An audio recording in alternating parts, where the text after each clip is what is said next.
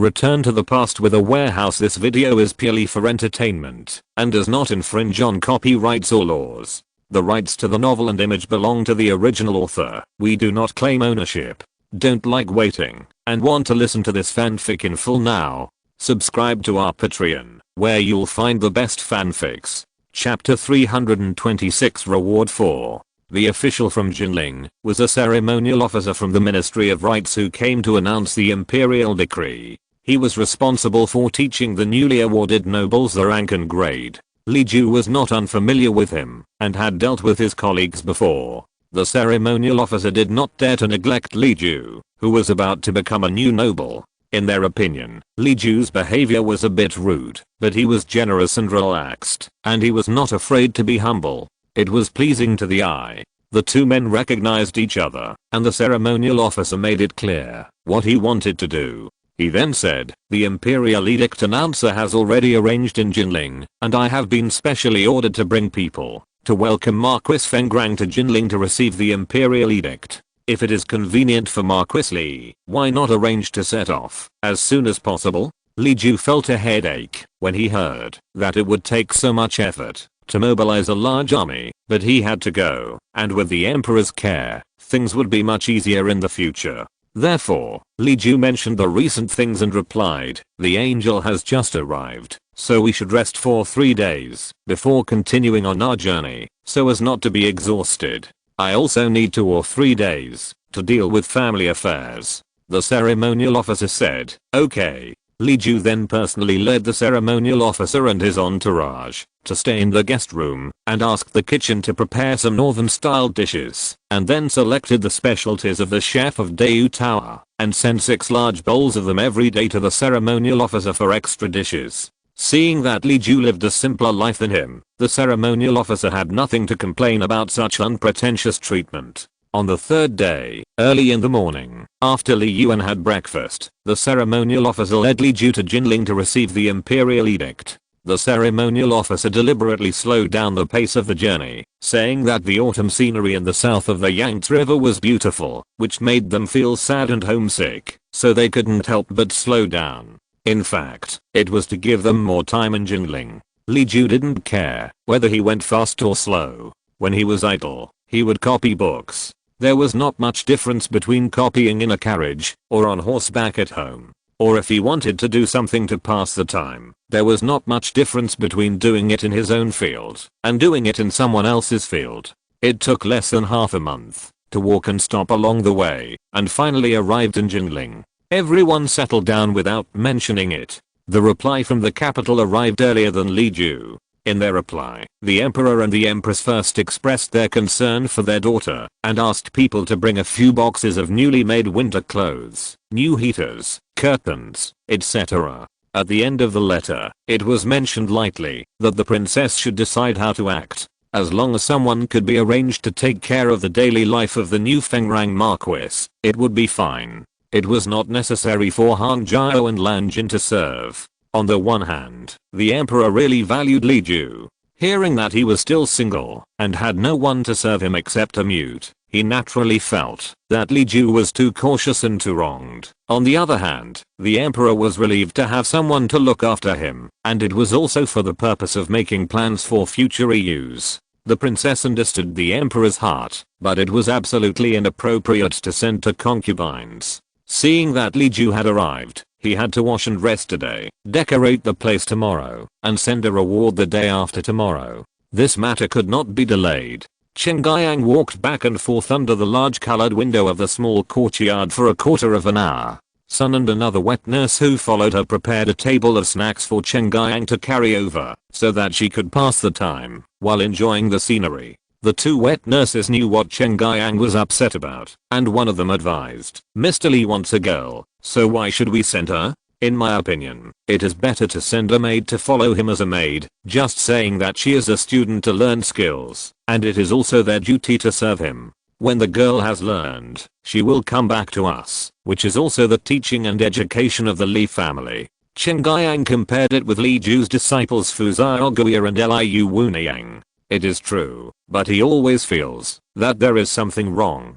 Sun added, "It is not appropriate to let the little girl go. The older girl is placed next to a bachelor. He is good looking and has a rich family. Even if he has no other thoughts, it is hard to guarantee that the girl will not have other thoughts. And even if the girl has no other thoughts, it will not sound good after all. When she gets married in the future, it will always be a little worse. People like Zyking and Yungjio are easy to talk to, but it is hard to say if they follow the old young man. Mother's son is right.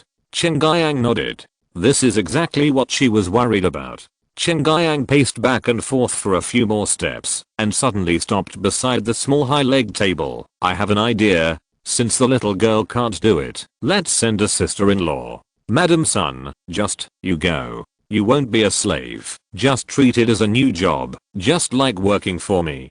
Others reward palace maids to be wives, but why did the princess reward an old nanny to be a mother? All the palace servants in the garden looked at each other with a frown. The more Chen Guiyang thought about it, the more he felt it was right. Auntie Sun is the most suitable. First of all, Auntie Sun is young.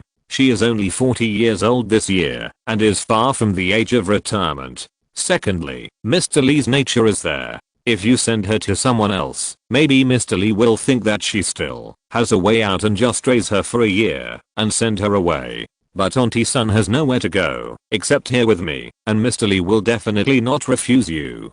Besides, Mom can also learn some knowledge from Mr. Lee. When I was studying, Auntie Sun also learned some things from me, and she was more attentive than others. It can be seen that Mom also has ideas. What do you think, Auntie Sun?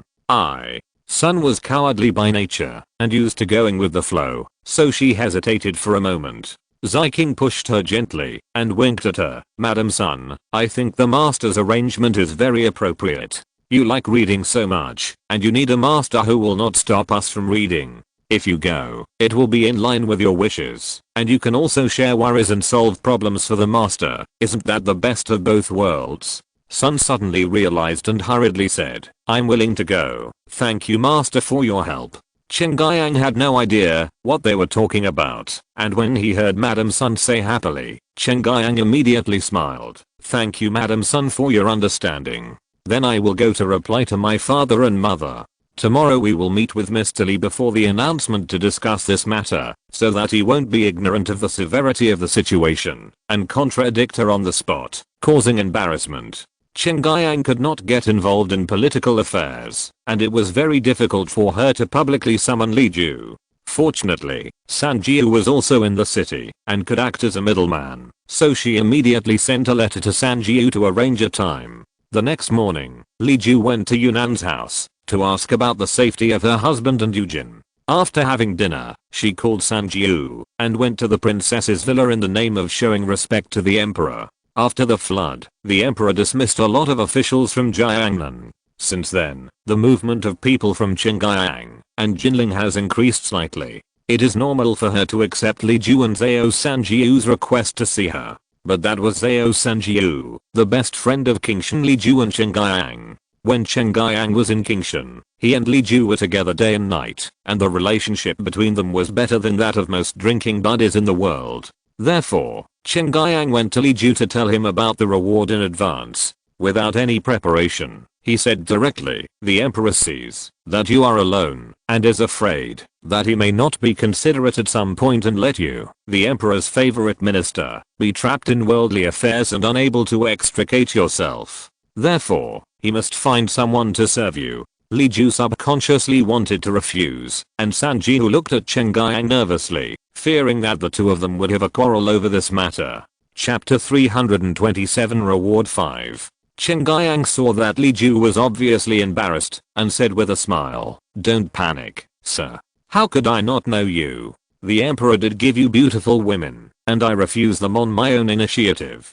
But the emperor's sincere love is for you, and I can't refuse it. So I want to send an old lady who has lived with me for many years to your house as a housekeeper." What does a housekeeper do? I'm from a humble family and have never had such a job. Li Ju didn't understand what he meant. Chen Yang also knew that Li Ju was almost insensitive in this regard. Seeing that there was no one around, he simply talked to him. Since you came here, you have been blessed in the south of the Yangtze River and your reputation has spread to the north of the Great Wall. You are also good at fighting 100 people alone. If the emperor likes you, others must dislike you. The emperor has appointed an old mother who has been in office for many years to make outsiders feel at ease and to prevent you from making mistakes. Now your family is small and there are still some inappropriate things, but everyone in the world knows your temper, so I will save you for you. What will happen when you marry, have children, and have many disciples in the future? If someone makes a mistake, it will be a big deal.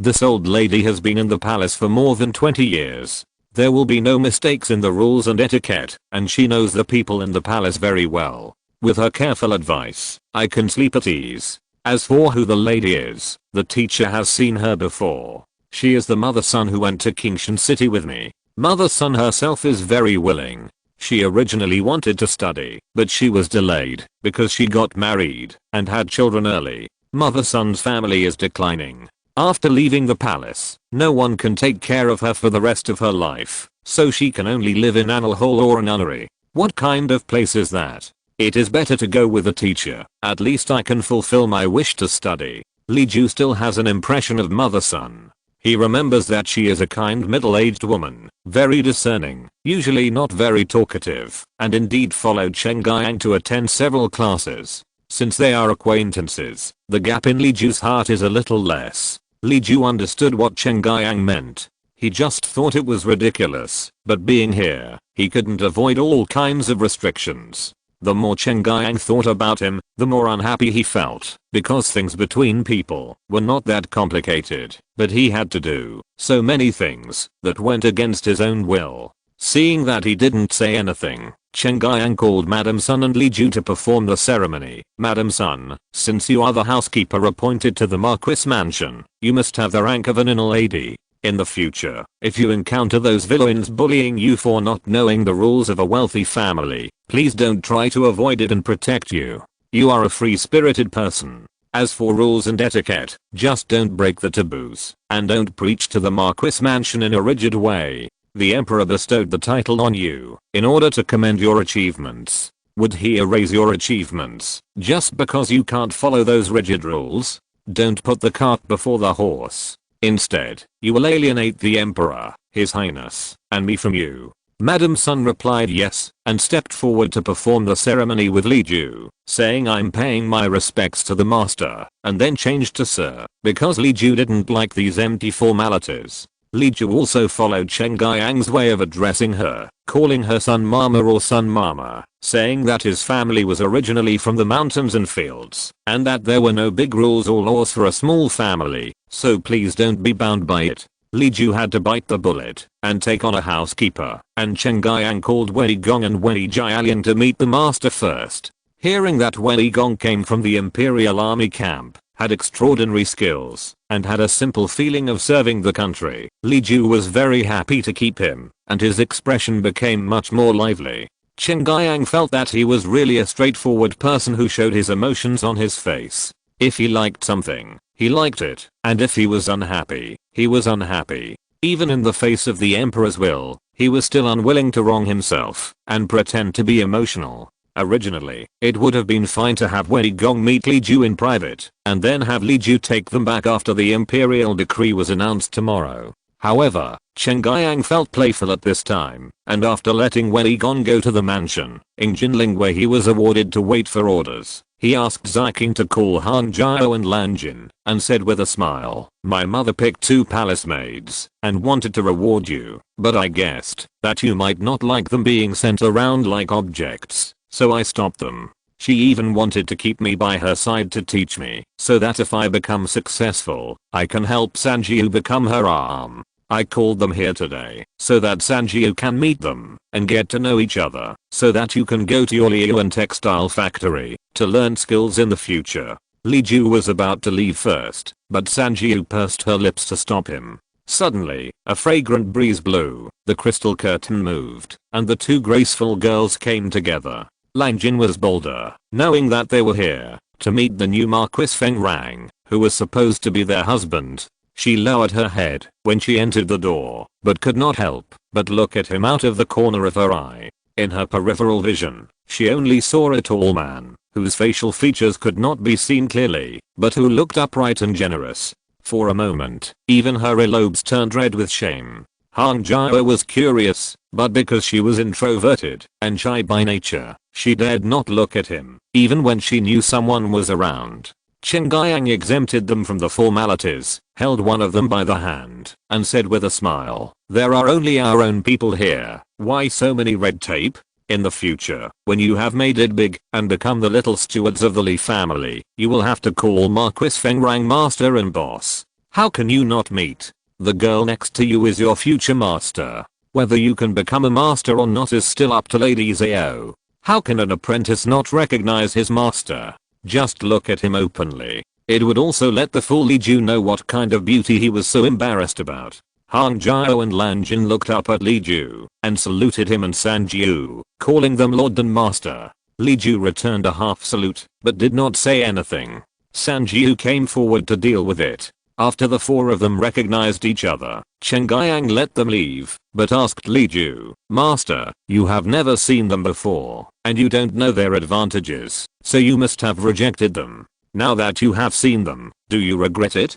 It's not too late to regret now. I can still persuade them to follow you. If they are willing, it's not forced." Li Ju took a look at the two girls. They were indeed beautiful, and their styles were completely different from San Jiu. However, that was it. How could he tell whether the two girls were good or bad? In his heart, women, or anyone, are divided into two types. One is weak and kind, and needs his protection, and the other is evil and needs his suppression. There is nothing else. Li Ju said blankly, "What are you regretting? Mother-son is suitable enough." San Jiu and Chen Guiyang looked at each other, and couldn't help laughing. Chen Guiyang said, "It's my fault. I shouldn't have played a trick on you. I used my little thoughts to misjudge a gentleman like you. Okay, I've said all I want to say. Please stay for dinner today. It's my way of showing my filial piety to you. There will be others to accompany you at the table, not just you and me. Please rest assured."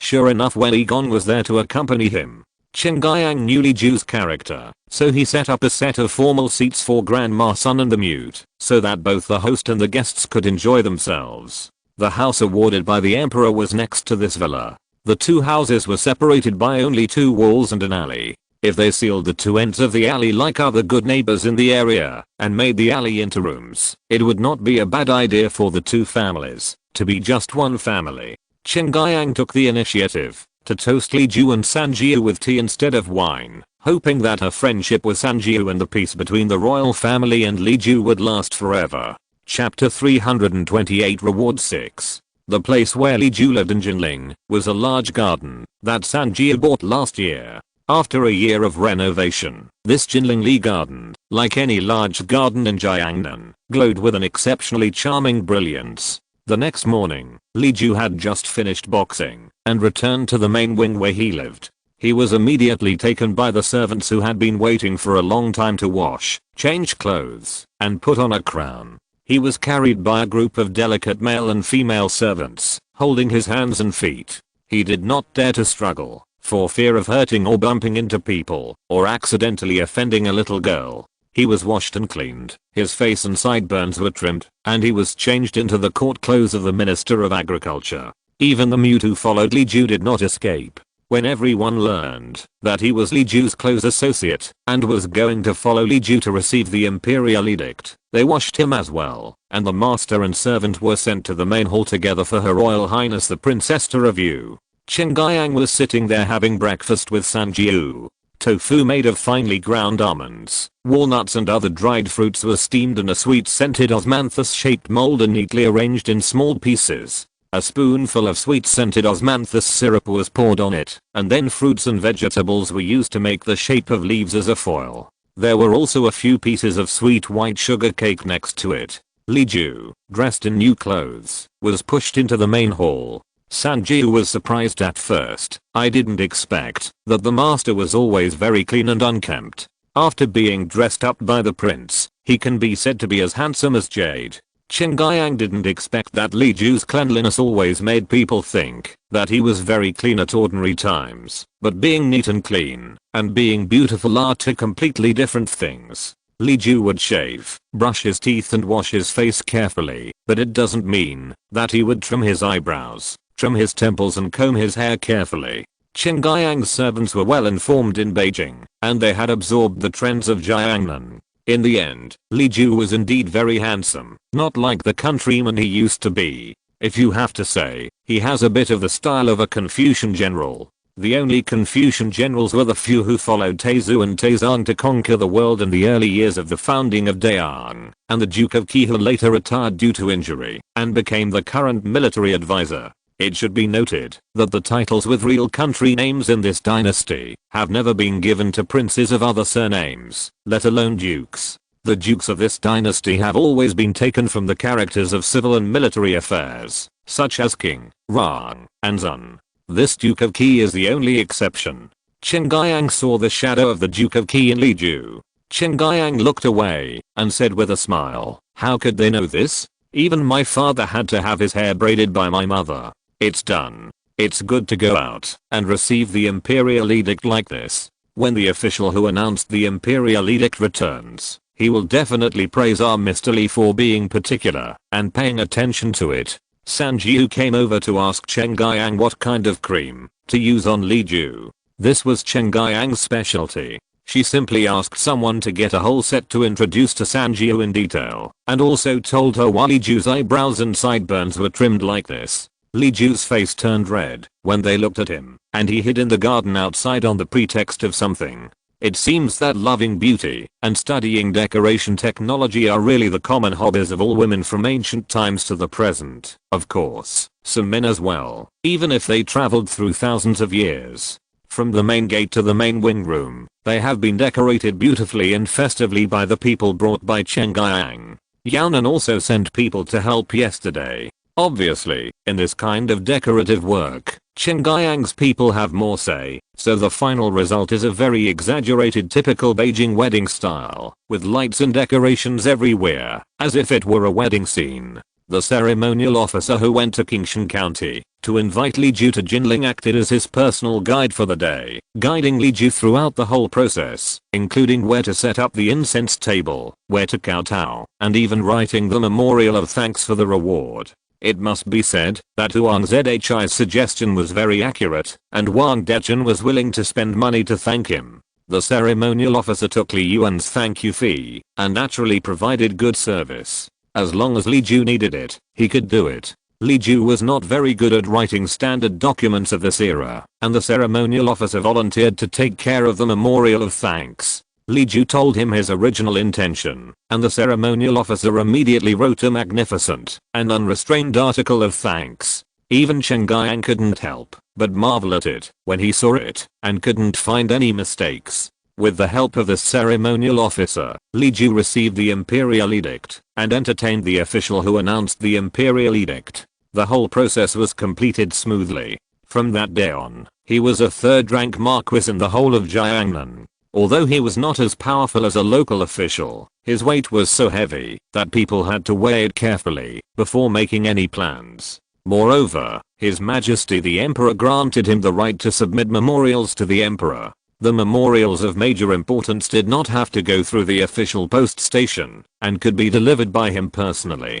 This privilege of privately reaching the Emperor's ears showed the capital's infinite partiality for Li Ju, and was a sword hanging over the heads of officials in Jiangnan. However, the important officials in Jiangnan had just been thoroughly cleansed once, and Li Ju should not be able to use this privilege in the short term. In Li Ju's view, this was really a right to visit secretly in the open. A few days later, Chen Guiyang accompanied Li Ju and Yunnan to see off the imperial edict announcer, and the group returned to Li Ju's Fengrang Marquis mansion for a final celebration. During the meal, Chen Guiyang thought of Li Ju's unclear relationship with some court officials and asked one more question. Li Ju answered truthfully, saying that if Jiangnan had not deceived the emperor, he would not have used the privilege of directly submitting a petition.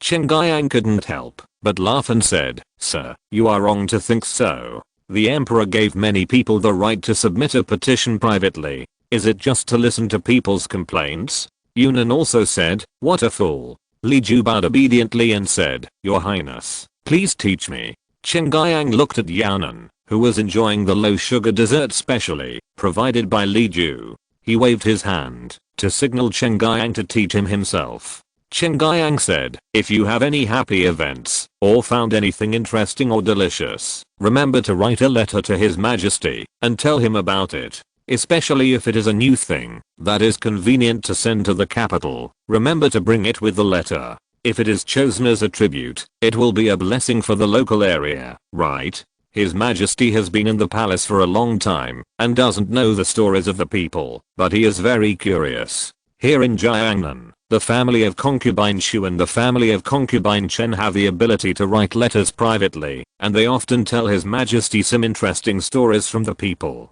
Even those family affairs, His Majesty likes them very much. Li Ju understood. This meant that His Majesty the Emperor was gossipy. Remember to share gossip with him when you have nothing to do. This matter was simple. Leave it to Chen and Wang Dechen from the dyeing and weaving department. They will definitely find out even the color of the prefect's trousers. Yunnan added, especially if your family has come up with something new, such as finding something new at sea, or if your dad and his biologists have come up with a new theory, you must remember to tell His Majesty.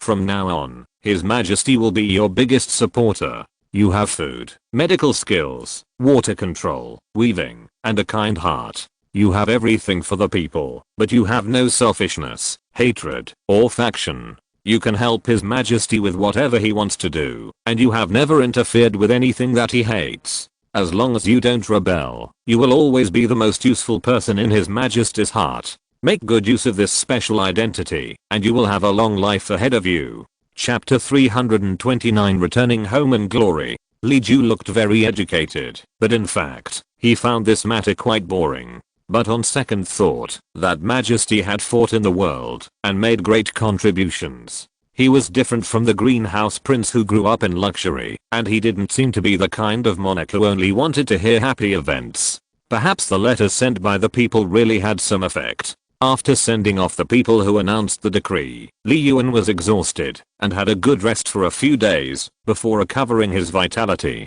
Then, the rewards were put away, and the things that should be hidden were hidden, and the things that should be hung were hung. The Marquis mansion should also be decorated well. However, Li Ju didn't plan to live there, just let someone look after the house. After everything was taken care of, Sanjiu asked him whether he would stay in Jinling or go back to Qingshan. Li Ju finished counting the work in his hands and decided to at least spend this year in Qingshan and consider moving to Jinling next year. The reason was also ready. The imperial farm in Qingshan had not been completed yet. Although Li Ju was already a marquis, it was normal for him to attach importance to the imperial farm, rewarded by His Majesty the Emperor. When he returned to Qingshan, the eldest prince did not have to rush to Jinling and could prepare slowly according to the plan. In addition, he needed to recruit 2 subordinates and 3 guards. Li Ju welcomed Yu Yaoniang's arrival. After Chen Guiyang's advice, Li Ju also knew that the significance of this guard was not just to protect his personal safety.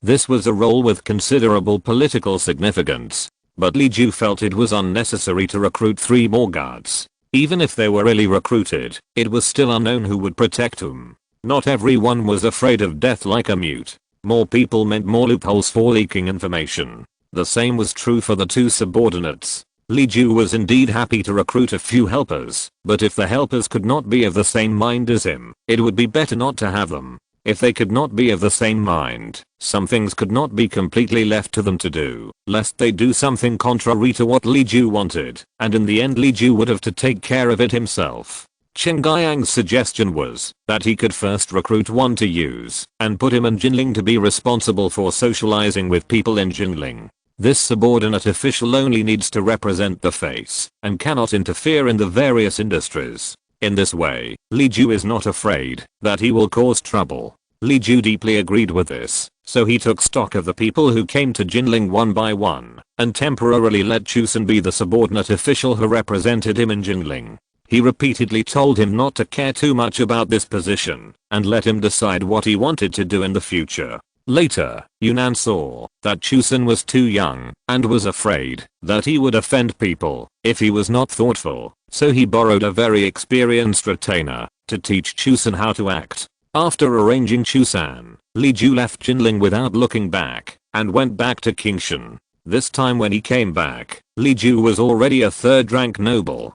Before Li Ju, the people of Kingshan rarely saw even the county magistrate, let alone a high-ranking official with a third-rank title, or someone like Simite Shao who came incognito, but they did not recognize him. Later, Kingshan City became prosperous, and more people came and went. Gradually, officials passing by here often appeared, and they knew how magnificent the ceremonial entourage of the fourth-rank governor was. This time, Li Ju brought back the title of Marquis of Fengrang, and it was the first time that Kingshan City welcomed a fully equipped third-rank Marquis. Almost everyone in the city who could walk came to the outside of the city to see the novelty. Li Ju was originally resting in the village, and was first seen by the old and young in the village. Knowing that everyone wanted to see him, the newly conferred Marquis of Fengrang, Li Ju simply dressed up and changed a beautiful bridle and saddle for Aze, and walked all the way to let those who were interested in him have a good look. Huang Zhi and others had rarely seen Li Ju dressed so formally. When he was welcomed back home, a group of friends came around and teased him. One said, "Greetings to Lord Fengrang," and the other said, "Lord, great news. Lord, you ate well and slept well today." Li Ju rolled his eyes and hurried back to his room to change into his home clothes before being led to the banquet hosted by the eldest prince, Huang Zhi, and County Magistrate Zhao.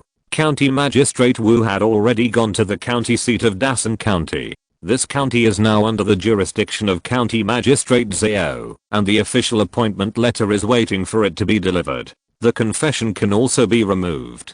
In the past few years, many people in Kingshan City have been rewarded. It seems that there are many new nobles, but Liu Huang's status has not been affected. He has all the rewards that everyone in Kingshan City has. If Kingshan people want their children to take the imperial examination, they still have to worship him as their teacher.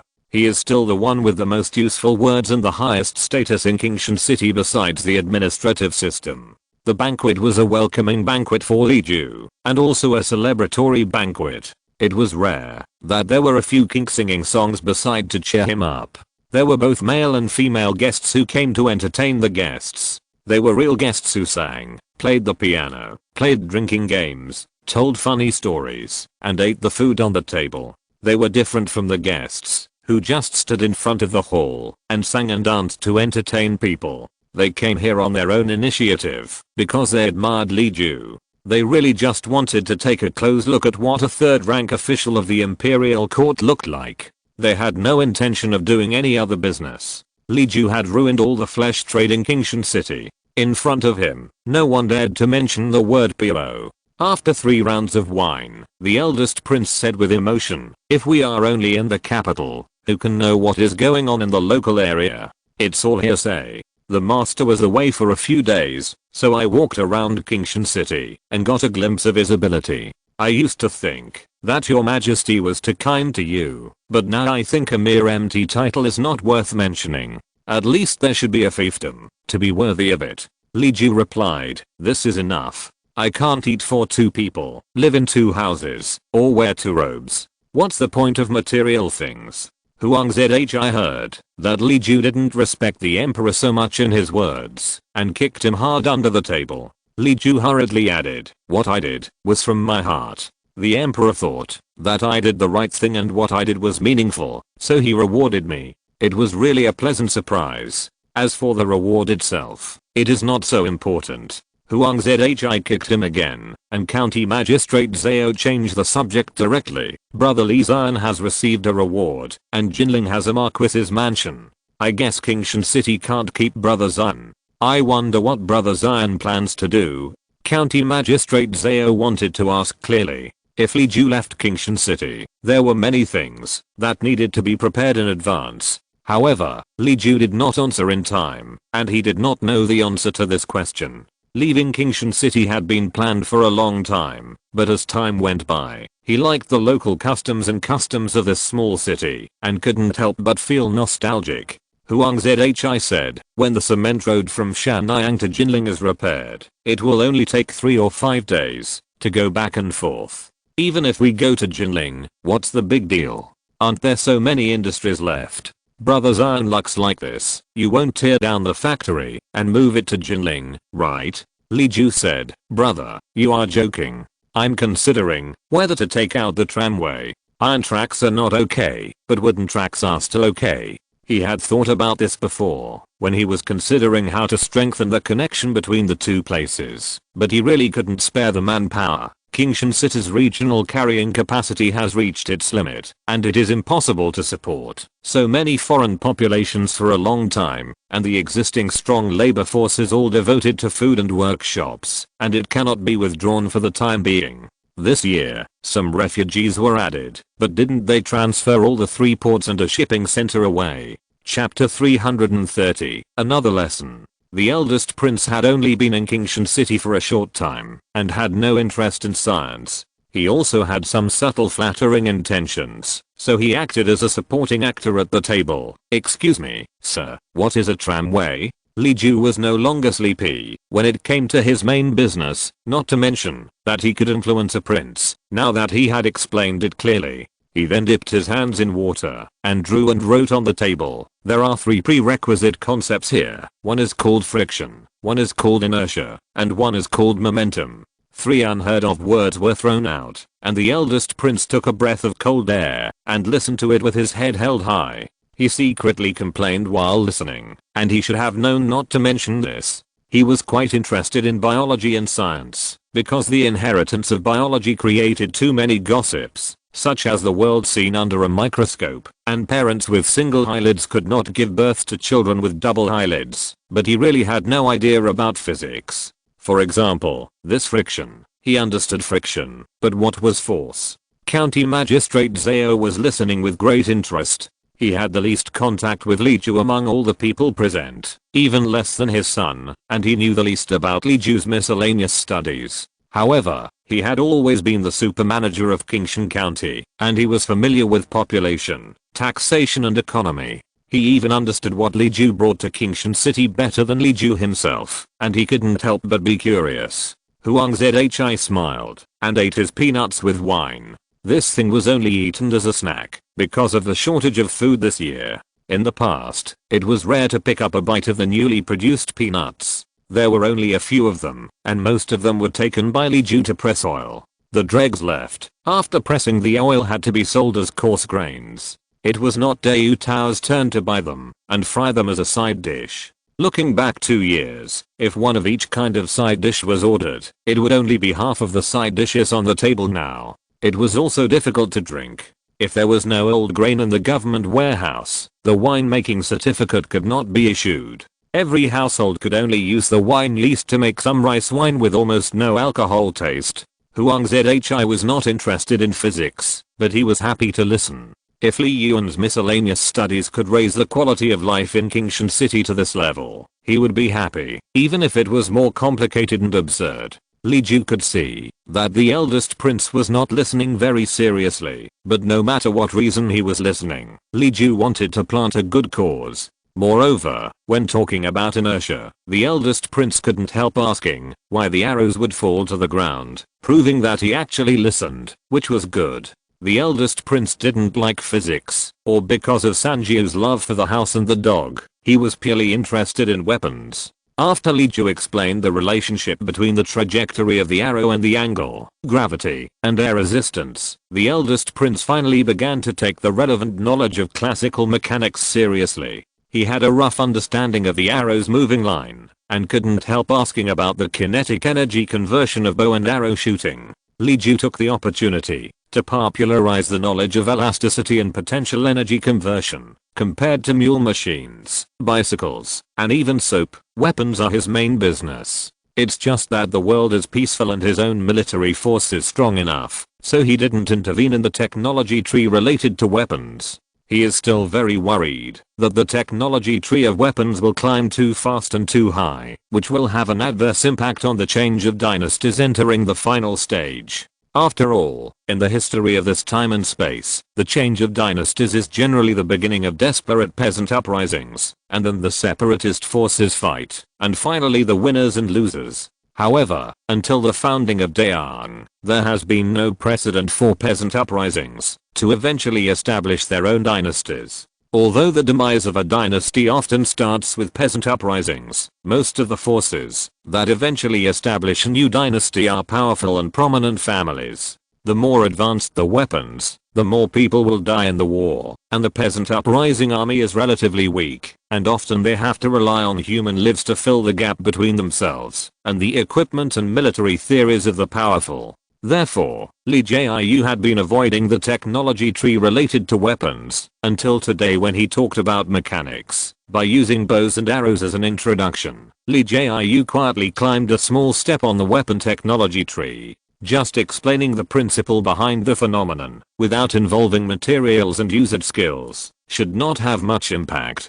People here can already skillfully use various materials and weights to deal with different situations. An archer may carry several kinds of arrows, all distinguished by different tail feathers, which fully proves that people have a fairly deep understanding of the phenomenon of aerodynamics, but they just don't understand the knowledge system behind it. Lee Jiu transitioned from the elastic potential energy conversion of the bow arm to the mechanical analysis of the arrow, and then returned from the mechanical analysis to the momentum of the rail train carriage, and finally roughly explained why the rail track is more suitable for long distance travel and load carrying.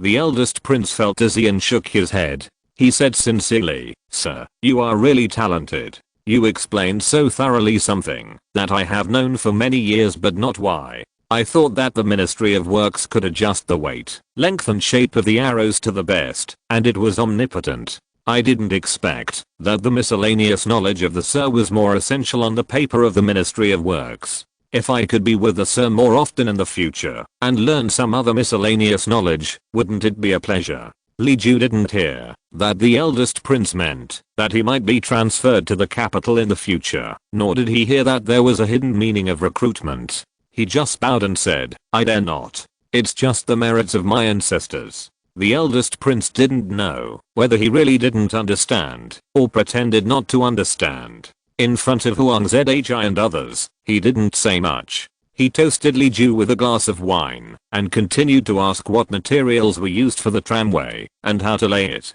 Just now, he heard that Lee Jiu meant that it was best to use steel. How could Daeong afford to waste steel like paving roads? There is also the power to pull the train. Lee Jiu never mentioned what this power would be, but the eldest prince thought about how to start a car with a load of thousands of pounds, and he really had no idea. There is also the problem of how to stabilize the roadbed, and the problem of scheduling. He understood the principle, but he had no idea what to do next. However, it was late at this time. Huang Zhi and County Magistrate Zhao were already drunk while eating and drinking. Lee Jiu rushed back from Jinling. He felt constrained in his official robe after wearing it for so long. He deserved a good rest for a day. Although the eldest prince had a lot of questions in his mind, he could only disperse a meeting first and wait until he got to school to interrogate them bit by bit. There is still a long way to go. The eldest prince and Lee Jiu sent the two drunken gentlemen home on the sedan chair, and the two went to Lee Garden together. The eldest prince has been living in Lee Garden these days, and has implemented the emperor's order to observe, learn and report on Lee Jiu's words and deeds very well. When Lee Jiu was away, he almost asked every prominent person in Lee Garden, and then compiled what he heard about Lee Jiu into letters, and sent them to the capital. He would not exaggerate, but he would not deliberately conceal anything. He knew that some of Lee Jiu's words and deeds were quite out of line, challenging the authority of this era, but he did not cover it up. Who knows whether the emperor gave the same order to others? If the news they sent back was different, wouldn't he and Lee Jiu have to die? In any case, out of line is out of line. As long as Lee Jiu still has the technology and grain in his hands, he can poke a hole in the sky, and the emperor will protect him. Lee Jiu dared to suggest that the eldest princess divorce, and even bluntly said that the person who messed up the couple was wrong. The emperor actually thought he was right, and really had a sincere talk with Chen Guiyang and let Chen Guiyang go free. If he was the one who came up with the idea, his father would break his legs. If you're listening to this novel on a channel other than Fanfic World, it means they downloaded and uploaded it without effort. We cordially invite you to visit our channel, Mundo Fanfic Novelos. There you'll find the original version of this story and you can explore many other novels of various genres. We're waiting for you to immerse yourself in a world of incredible novels. Chapter 331. Old Master Yu favors Li Ju. Li Ju was awarded the title of the third-rank Marquis, and the people of Qingshan City were proud of it. They were already confident, and became even more proud when dealing with foreign merchants and scholars. Recently, many refugees have been living in Qingshan City, and some people who go to the collection and transportation center to work have to borrow the road from Qingshan City. The influx of foreign population in the city has become more frequent, so the people of Qingshan can repeat Li Ju's great achievements over and over again, and then bring in how they have had contact with Li Ju. One said that Li Ju always had tea with him, another said that Li Ju personally handed him the medicine when he was sick in the school, and another said that his children did not meet the requirements of Li Yuan's employment, and it was Li Ju who specifically recruited them. Some people also dug out the old almanac, captured and killed robbers, saved the dying, and healed the wounded. It sounded like they could do anything. Many outsiders learned Pinyin, used Qingshan pens, read Qingshan newspapers, listened to Qingshan operas, and wore Qingshan cloth, but they didn't know that all these affairs were led by Li Ju. From the mouths of the people of Qingshan, the outsiders who heard about Li Ju for the first time formed a very strange image, a giant with the appearance of Panon, fists as big as bowls and legs as thick as pillars, generous like a barbarian, able to drink 3 jars of good wine at a time, delicate as the young lady at home, able to fight 1 against 100, and able to recite Romance of the 3 Kingdoms and Journey to the West. Li Ju did not stay at home often. He would warm up and exercise in the morning, work in the fields during the busy farming season, and walk around the fields when he had free time, so people could see him a lot. Those outsiders were coaxed into a daze, and when they saw the real person one day, they felt that he was just so-so. Just looking at his appearance, he was not as outstanding as everyone said. Over time, the curiosity about Li Ju slowly subsided, and the sights that made Li Ju uneasy were finally few enough to be ignored. So people are afraid of being famous and pigs are afraid of being fat. Once the reputation is spread, the small things are tedious enough. Because agricultural products in various places have suffered heavy losses this year, Li Ju took this opportunity to popularize the use of greenhouses and soil fertilizers. As the harvest season arrived, those who had found a solution gradually reported back. Most of them were good, but some were used improperly and had problems. Li Ju thought that, since there was no one to mess with rail transit at the moment, it would be better to take advantage of the emperor's enthusiasm to give the agricultural technology station a lead. If this system is not implemented, it will definitely conflict with the scholars in the imperial examination. If it is not implemented, it will be difficult to promote it without hard work. Therefore, Li Ju postponed all other things and spent more than 10 days at home writing about the concept of the agricultural technology station system, the source of personnel, destination, upgrading,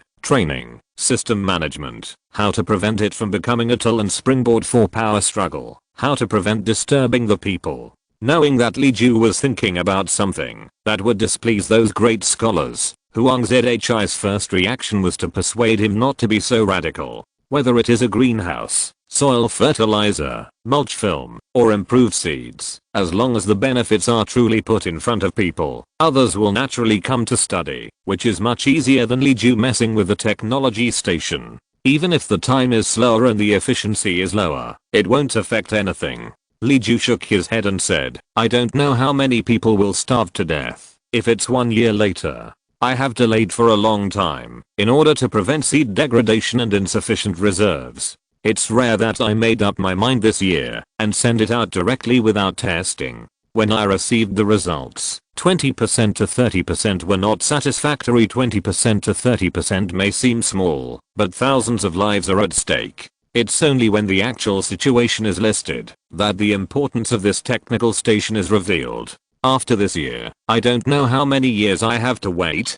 Huang Zhi couldn't persuade him anymore, so he had to invite the eldest prince to help Li Ju with the text system. He and Yu Fu helped Li Ju with suggestions for improvement, and asked Yu Fu to help persuade Yunnan to talk to the Confucian scholars in Beijing. Li Ju's first draft was quite evasive.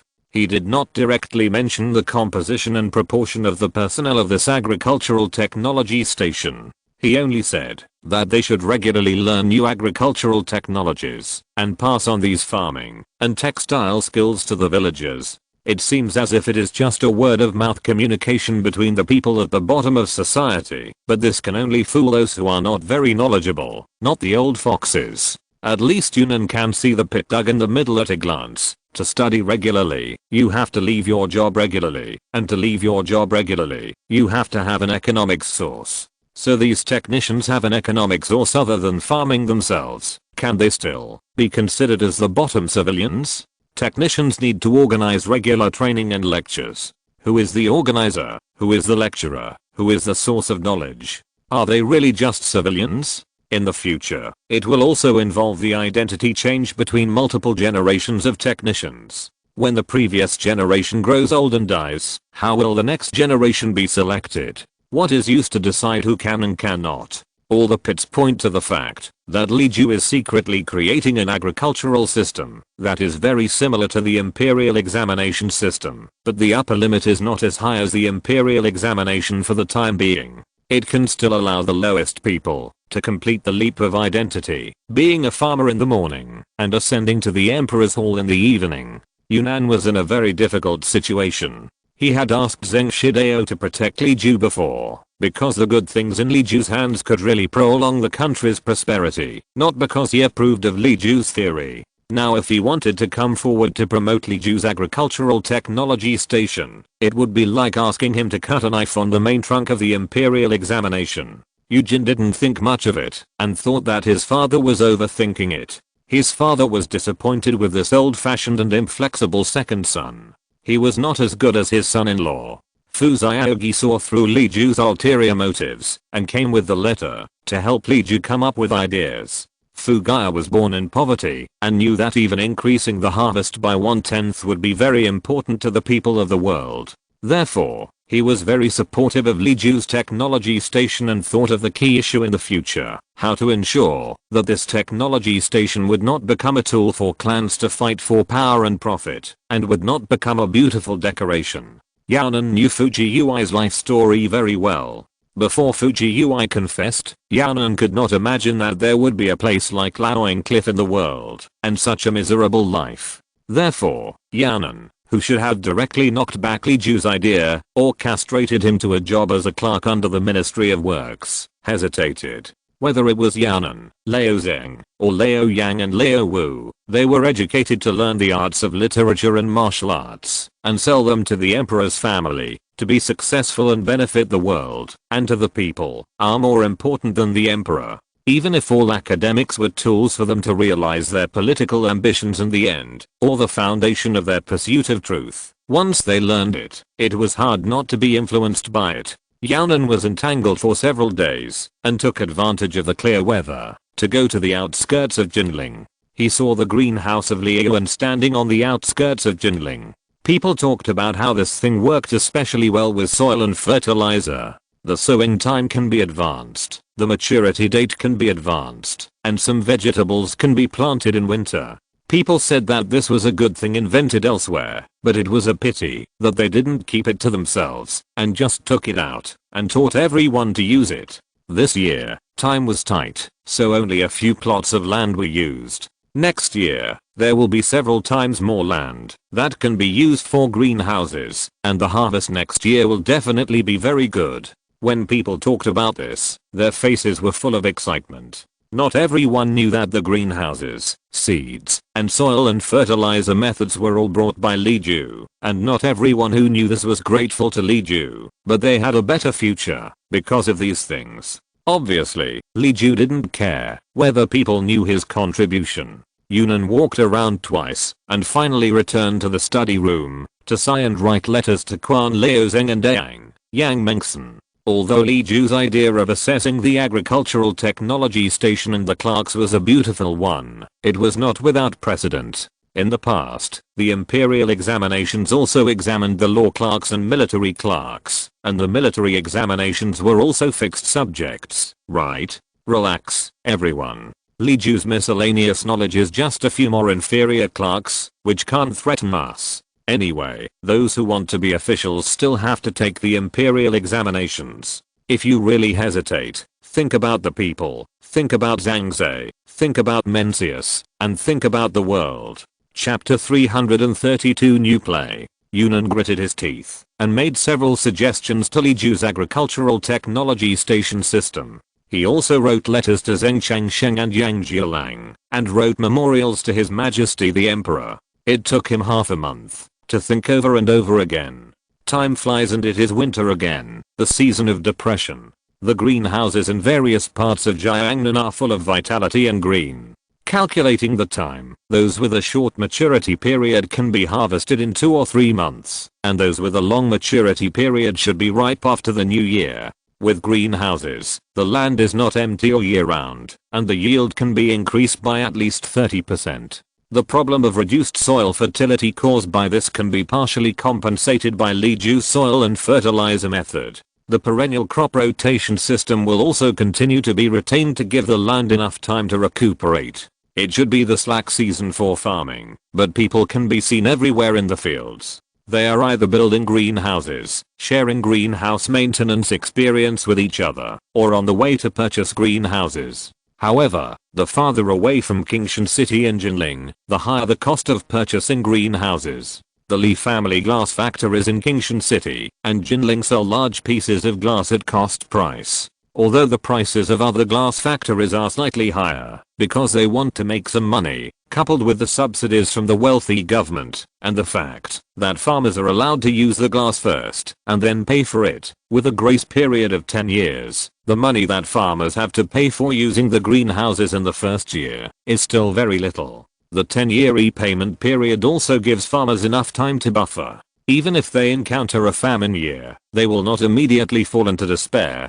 Once they leave the radiation zone of Jinling and Qingshan and go to other cities, Li Ju's words will not work. Moreover, the government outside is not as rich as Jinling and Qingshan and can provide money and food to help the lowest level farmers. It is impossible to ask the owners of those glass kilns to ship glass pieces at cost price. Even if Mr. Li does not charge for the formula and technology, the glass factory will not miss the opportunity to make money.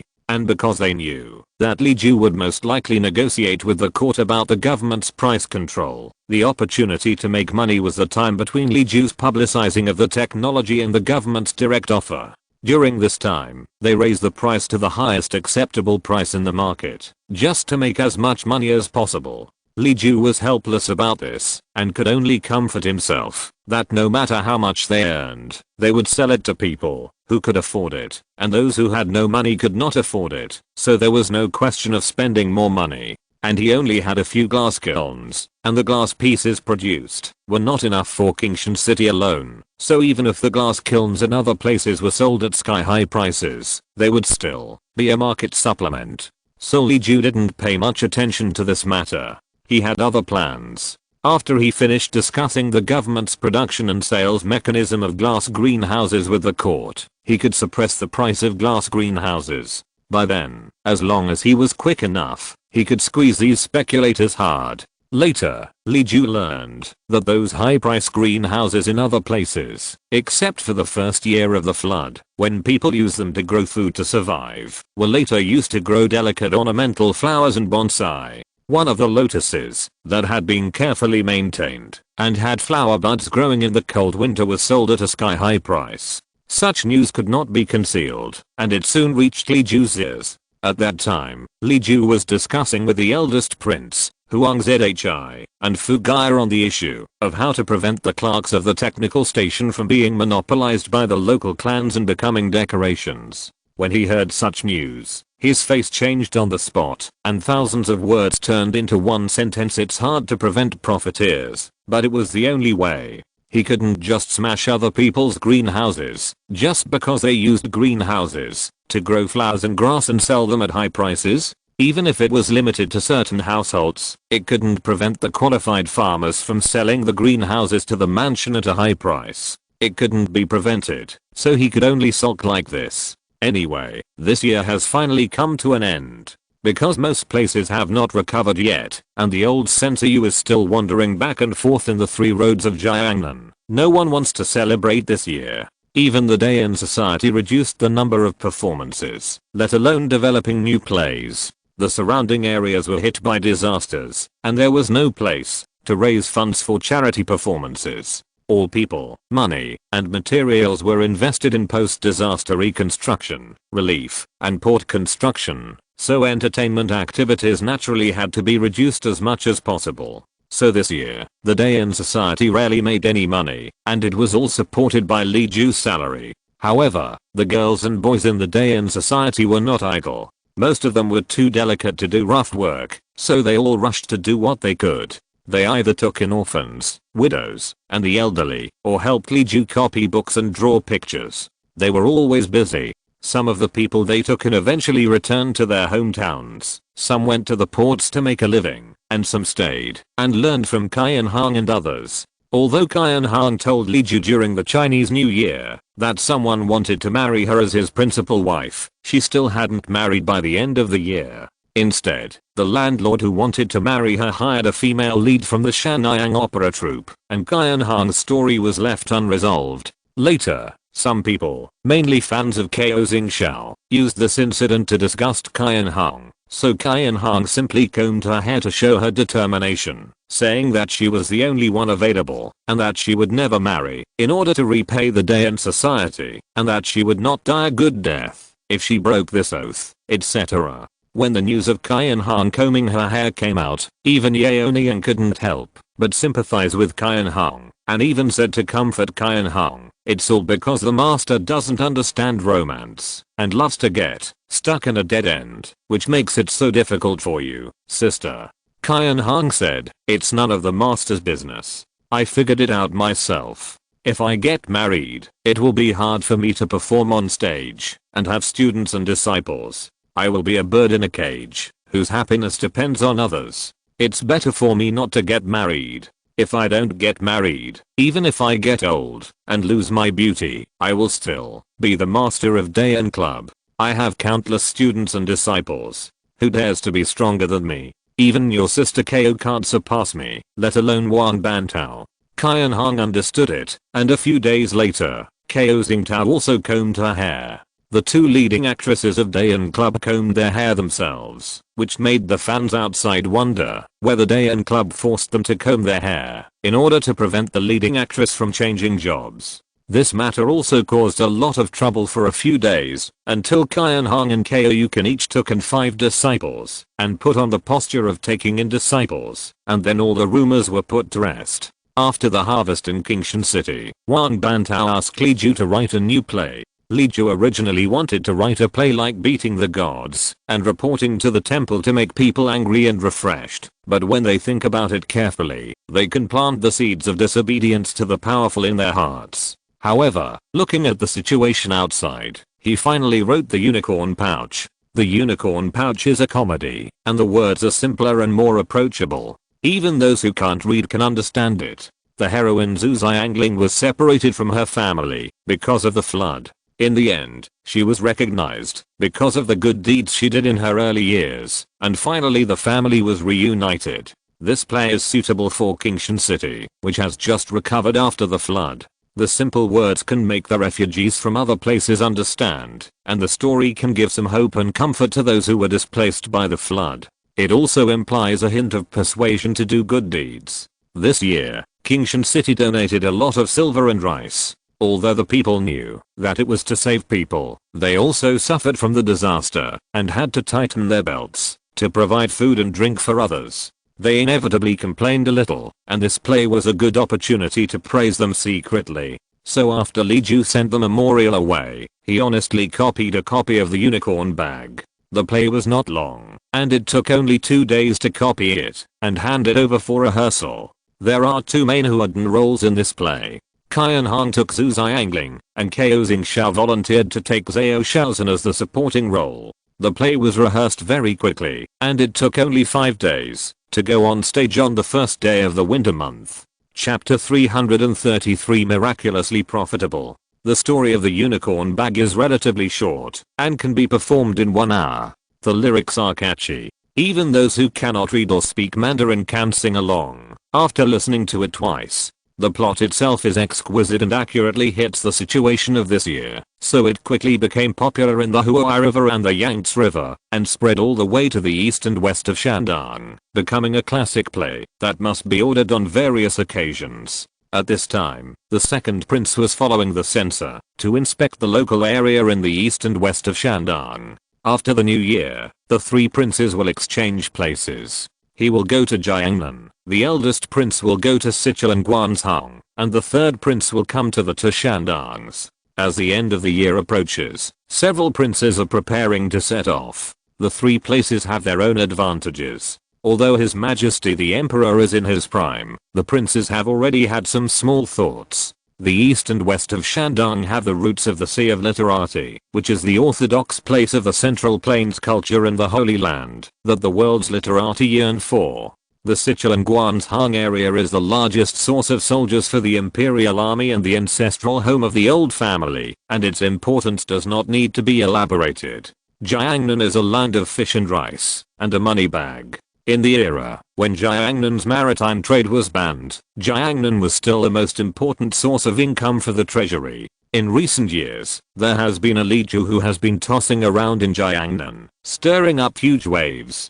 The importance of Jiangnan is beyond doubt. Unlike his somewhat silly elder brother, the second prince looks and thinks more like his biological mother. His face is the favorite little white face of the girls in this dynasty. He is handsome and delicate. It is not an exaggeration to praise him as a beautiful girl when he was a minor. Now that he is older and has grown up, he is not indistinguishable from male and female, but he is still very feminine. At the same time, he has 10,000 thoughts. He seems to do things at will and is moody and uncertain. In fact, he has thought about everything before doing it, and he must have stuck to a point that will not cause problems and make himself happy. His mother's family is not very prominent and can even be regarded as lowly, not to mention compared with the Shu Fei who owns the huge wealth in Lianghui, it is not as good as the servants of Chen Fei. Such a second prince should be approachable so that he can win over other forces. However, the second prince was described as treacherous and almost completely offended the emerging families.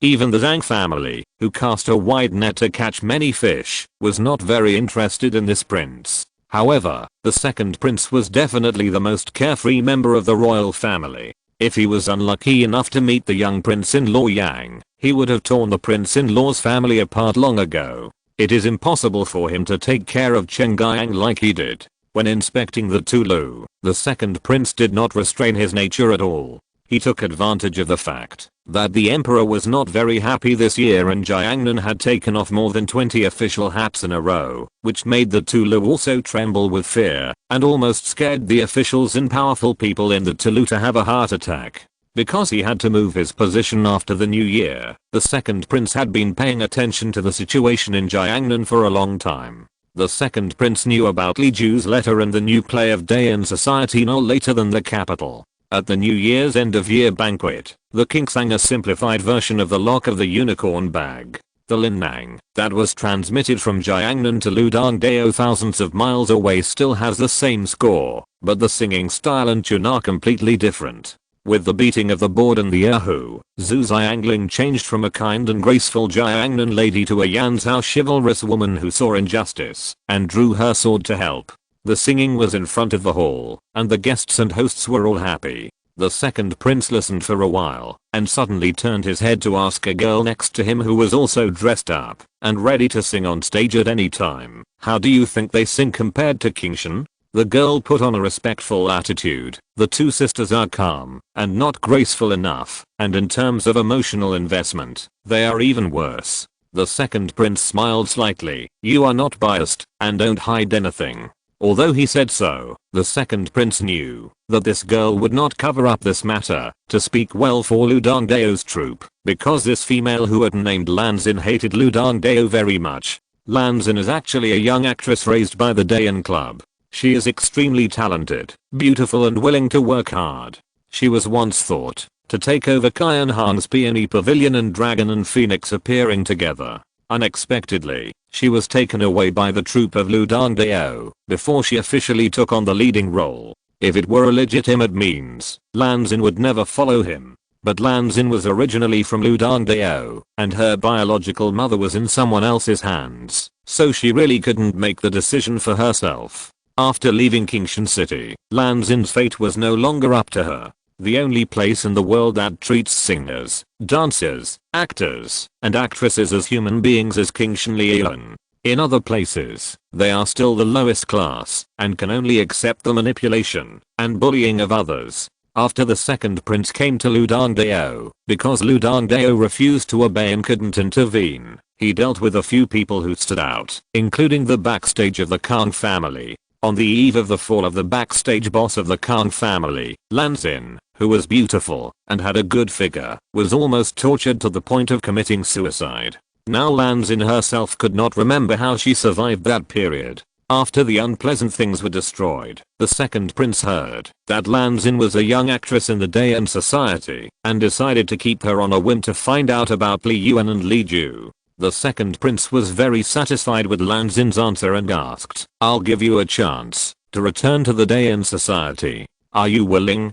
Lan Xin was overjoyed and stood up and bowed to the second prince. "I'm willing, I'm willing." The second prince smiled and ignored her and went back to listen to the Lock of the Unicorn. Although the singing was not good, the story was still good, not to mention that it was written by Li Ju. He really wanted to meet this Li Ju. If he could get him to be his friend, he would have money, the hearts of the people, the clerks, and even the emperor's heart. With these, what's the worry about not being able to accomplish the great cause? All the princes were not born of legitimate parents, which meant that all the princes had a chance. The eldest prince was a fool, and when he was around Li Ju, he only thought about how to get a concubine. The third prince was a fool, and it was said that he was almost swept away by a sandstorm because he lived on the edge of the sand because of the problem of farming on the sand. The fourth prince was not yet an adult, so he didn't have to consider this. If you don't make more capital now, how can you have a chance in the future? After returning to the capital, under the eyes of His Majesty the Emperor, the whole world is full of His Majesty the Emperor's dead fans, and you will die if you reach out. Okay. Li Ju, who was being thought of by the second prince, was surprised to find that not only did he not lose money last year, but he also made money. Not to mention maritime trade, which is an absolute income maker. It is impossible to exchange a queer clock in the East without an equal weight of gold to exchange it. In addition to these luxury goods, there is also the issue of the price of gold, silver and copper. When dyeing and weaving, Chen was running the silk, cotton, and chiffon route. He found that the prices of gold, silver and copper in different places were different, so he resold precious metals and brought back several ships of gold and silver, which almost caused the price of goods in the East to collapse. With these two incomes, Li Ju's charity expenses for the past 10 years and the next 10 years can be fully covered. At the same time, Li Yuan's industries also miraculously did not lose money and basically broke even.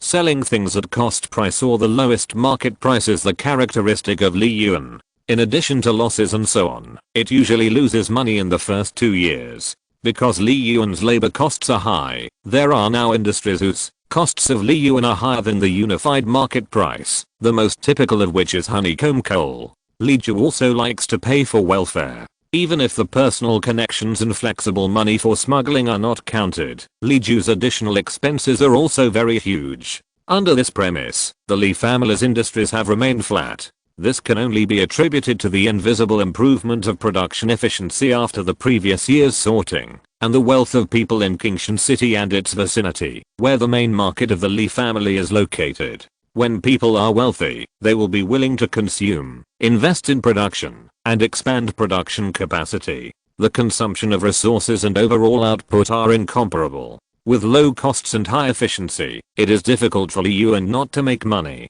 Li Ju's pricing strategy is exclusive, selling daily necessities at cost, and others also produce at the highest price between the market's lowest price and 1.3 times the market's average cost. In the first 2 years, this strategy was almost a loss-making strategy, but this year, it has miraculously achieved profitability thanks to stable production and reduced labor costs due to the refugees. Chapter 334, Mountain. Looking at the final data of the turnover and profits of each industry, Li Ju felt mixed emotions. The long-term and short-term workers of Lee Garden were very happy. After so many years, they finally made money for Master Lee. They were no longer afraid that Master Lee would lose all his money and have to leave. Their joy was genuine. Even Wang Dechen walked with the wind. That was because the account book looked good. How could he, the chief accountant, not be proud? Okay, you can't make money and lose money to be happy. The extra grains can be converted into New Year's goods and shared with everyone. In addition to giving more New Year's goods to the family, it is also good to set up a porridge stall outside to invite poor people to eat hot porridge. This year is not easy for anyone, so let everyone have a good year. This year, there is no leisure to hold the Spring Festival Gala. Dayan Club performed the Lock of the Unicorn for free and turned the page. On the first day of the new year, 4 or 5 consecutive days were spent on interpersonal communication. After dealing with various business partners and local tyrants, Li Ju waved goodbye to the eldest prince. Soon after, he received another letter from Chen Guiyang, saying that the second prince had arrived in Jinling and was expected to go to Qingshan City after a few days of rest.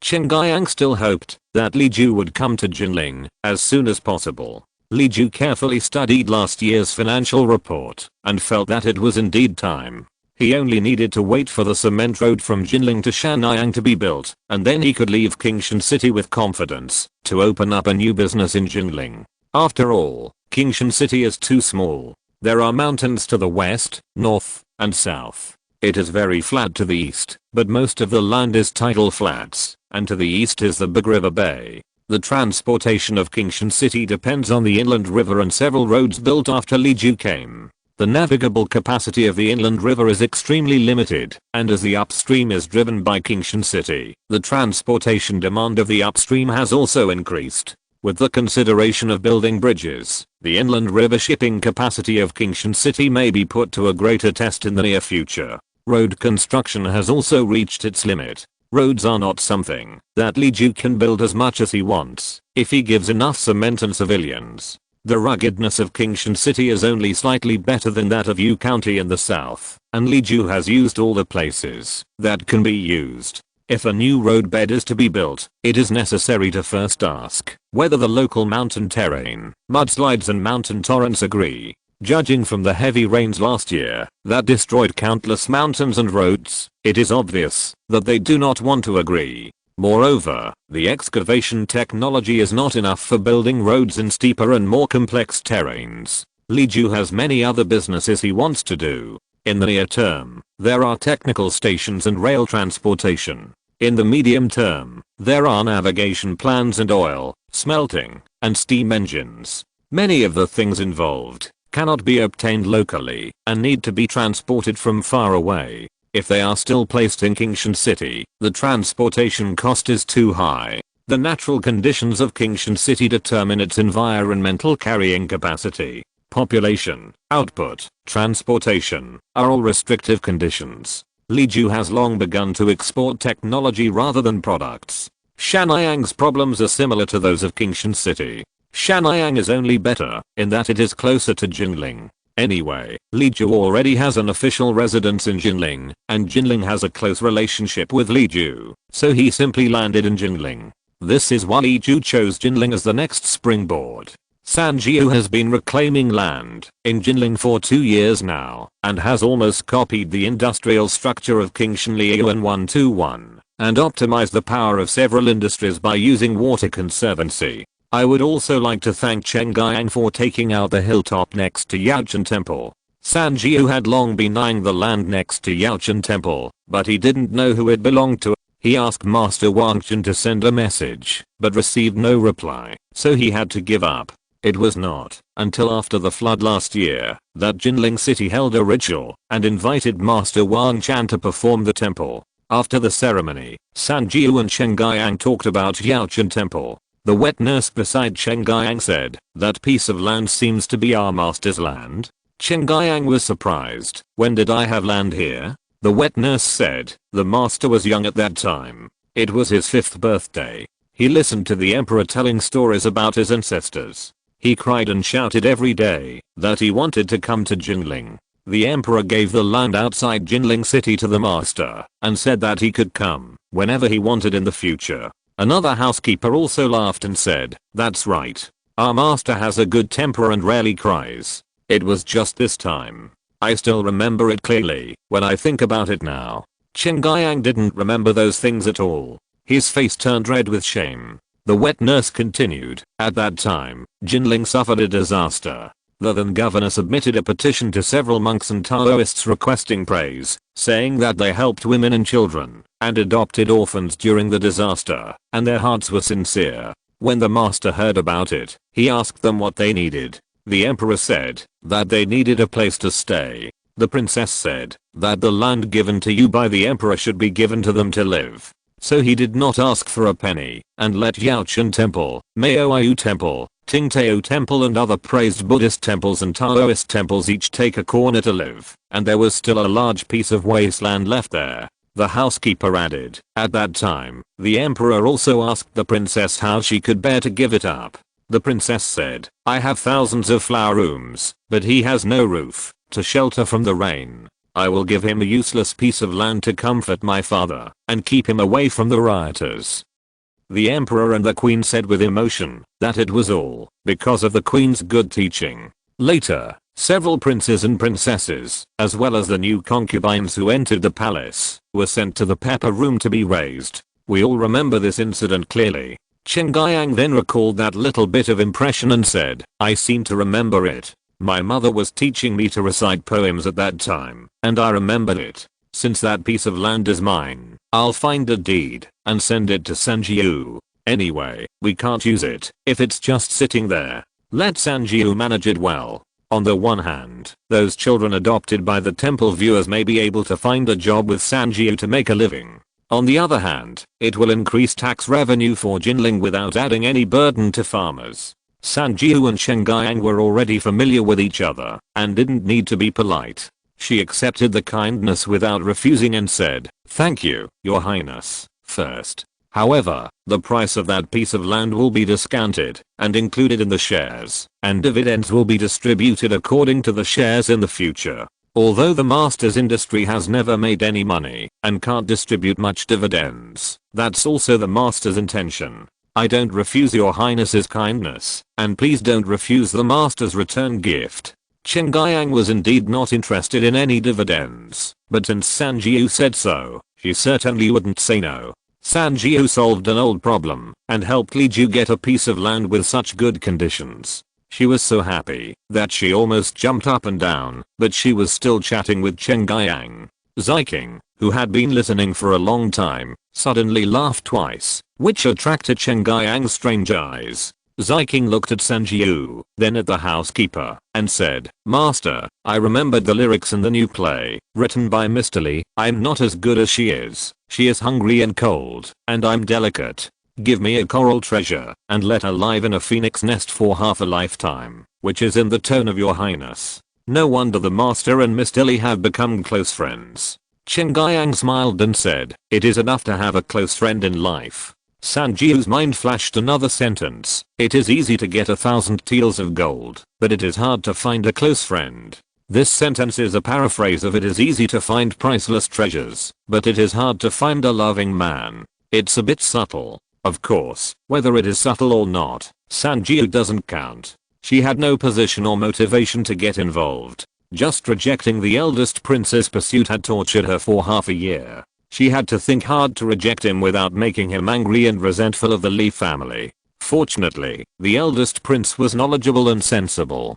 Sanjiu implicitly said that she would not be a concubine or a mistress. If she wanted to marry, she would have to be carried into the palace through the main gate in a grand sedan chair and become the principal wife. After marrying, she would have to manage the outside industry, and there was no room for negotiation. The eldest prince, who had several wives and concubines waiting to marry him, had to leave reluctantly. Chapter 335. Development is the key to success. Sanjiu got the deed from Yu Yaoniang and wrote a letter to Li Ju to inform him of the matter. Li Ju compared the approximate map with the terrain near Jinling and decided to operate a water-powered textile factory on that hilltop and also run the auxiliary processing industry of water-powered mills. Spinning machines are ready made, and we just need to force out the water-powered looms. In the future, when steam engines are developed, they will be more dependent on water resources, and the banks of rivers with drop will be the must-fight places in the future.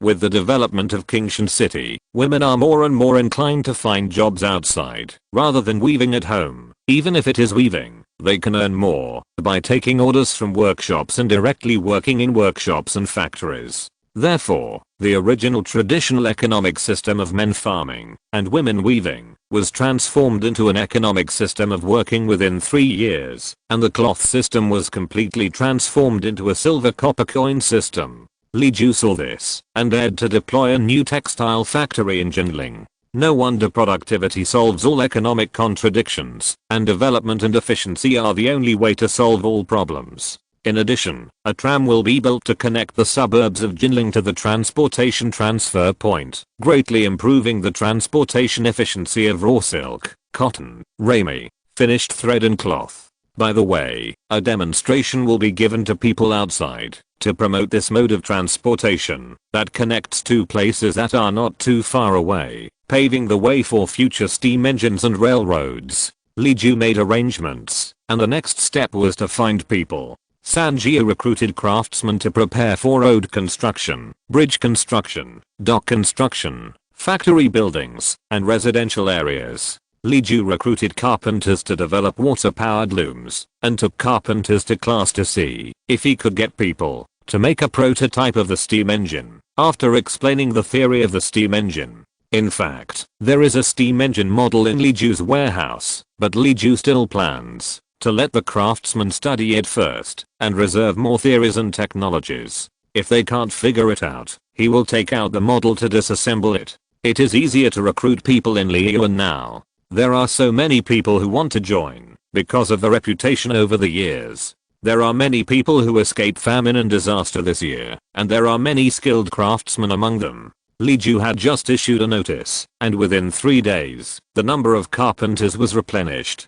5 or 6 blacksmiths who had been registered with the government also came. They only needed to wait for the blacksmith's identity certificates to be supplemented in Kingshan City to obtain the smelting permit, so that they could resume their old business. Carpenter He Gong and his daughter followed County Magistrate Wu Yaoniang and took some apprentices with them. The remaining carpenters did not have such excellent spatial imagination as Yu Yaoniang, so they were inevitably lacking in innovation. Li Ju had no idea whether the carpenters recruited this time could replace He Gong and his daughter, but he was not in a hurry. The world is so big and there are so many people. Even if there are no good ones now, after a few years of training and learning, good seedlings should grow up. Almost 3 or 5 days after Li Ju and Sanjia decided to use the mountain land next to Yaochen Temple, Chen Guiyang received a letter saying that the second prince had arrived and asked her to bring someone over. Chen Guiyang's letter was delivered early by the kingly postal system, and the person brought by the second prince did not appear in Dayan Club until 10 days later. Li Ju got the news that Lan Xin had returned, and he didn't want to ask anything. It's normal for people to come and go. Dayan Club did nothing wrong at the time, and there was nothing strange about Lan Xin's stay or departure. It was not until Wang Bantao later reported to Li Ju the work summary and plan of Dayan Club that he told everything truthfully. Li Ju then knew how Lan Xin was threatened, how she unwillingly became a prostitute in Ludong Road, and how she was redeemed and exchanged out in the end. Such an absurd and unruly thing happened under his nose, and Li Ju was so angry that his face turned green. Wang Bantao was also upset. Lan Xin was the girl he was most optimistic about at the time. She was going to be Qian Hong's successor and the next generation of pillars. She had just emerged and was taken away by the Kang family class in Ludong Road. At that time, he, Qian Hong, and Ko Xingdu were all unhappy, but the girl was willing, and they were free to come and go in Dayan Club, so they collected some tuition fees from the girl and sent her away. At that time, Ko Xingxiao seemed to have sensed something, and he always thought it would be better to find someone to go to Ludong Road to inquire carefully. Unfortunately, Wang Bantao and Qian Hong were not so alert, and Ko Xingxiao failed to find someone in the end. Unexpectedly, Ko Xingxiao's feeling was right. Lan Xin was really cheated. The girl is crying now, and Qian Hong, Xin Hong and the others also cried with her.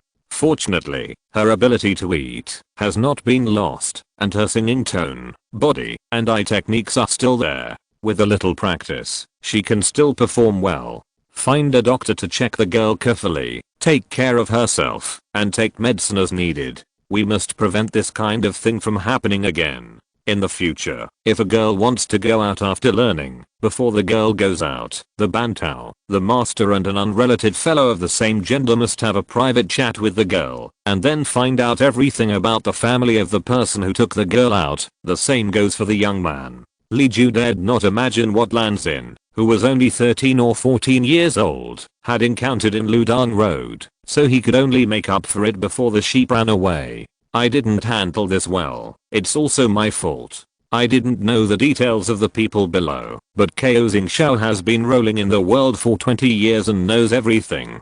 I should have listened to Kao Xingxiao at that time, and it wouldn't have come to this. I will find myself half a year's bonus when I go back. However, I don't know if there are similar girls and boys who have gone out in the past 2 years. What do you think we should do, sir? What else can we do? We must check with the buyers at that time, all over the country, and make sure that these children are living well now. It's best if there is only one thing like Lan Xin.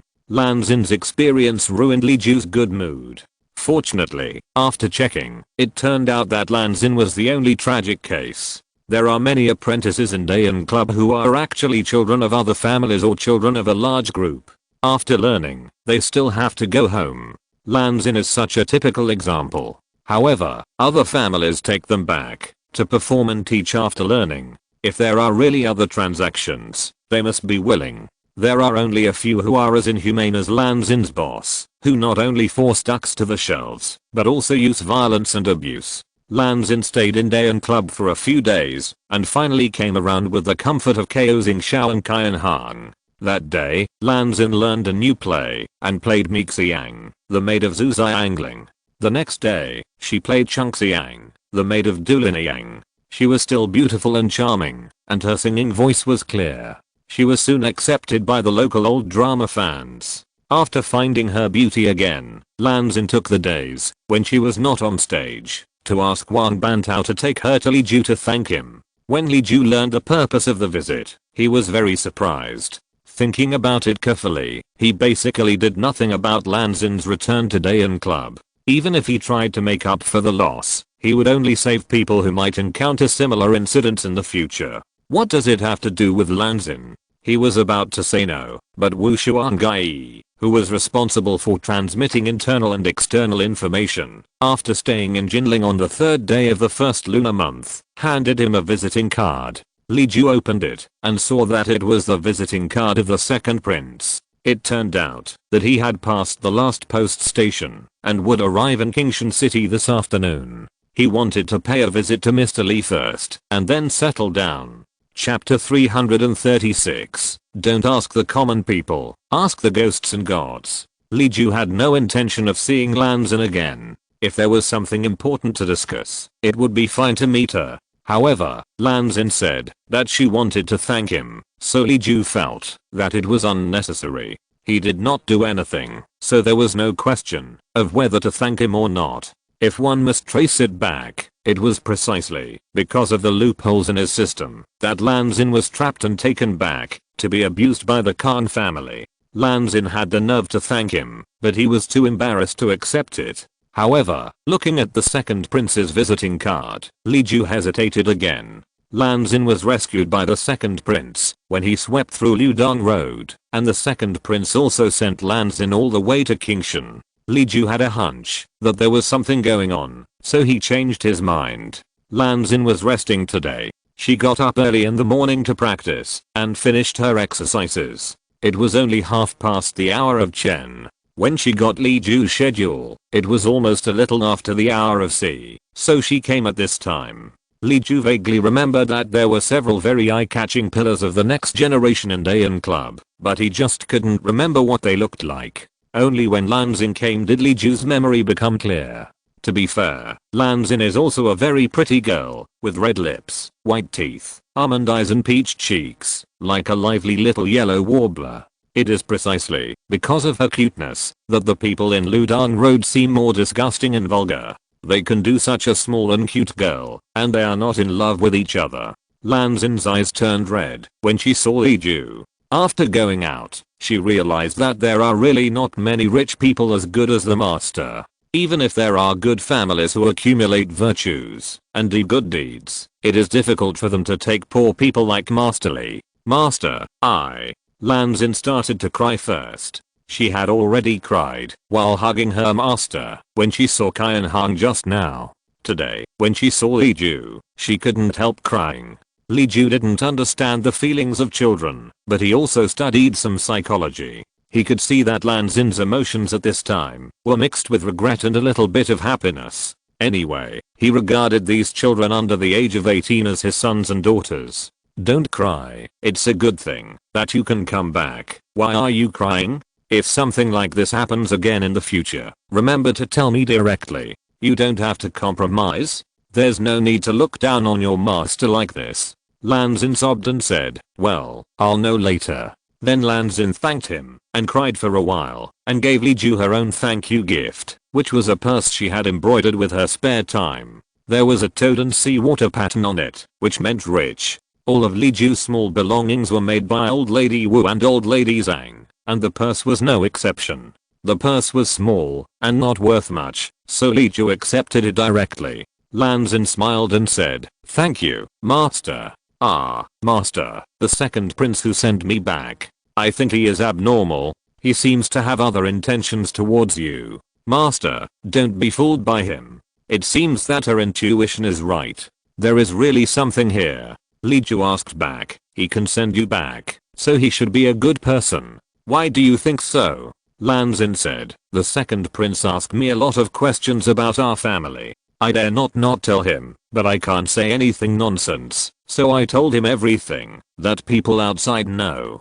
Could the second prince be the kind of corrupt official who wants to rob our family property as described in the books? Li Ju said, don't think too much, just go home and have a good rest and do your own business well. The second prince, it's not a big problem. Li Ju understood that he was ordered to study Jian, Shi.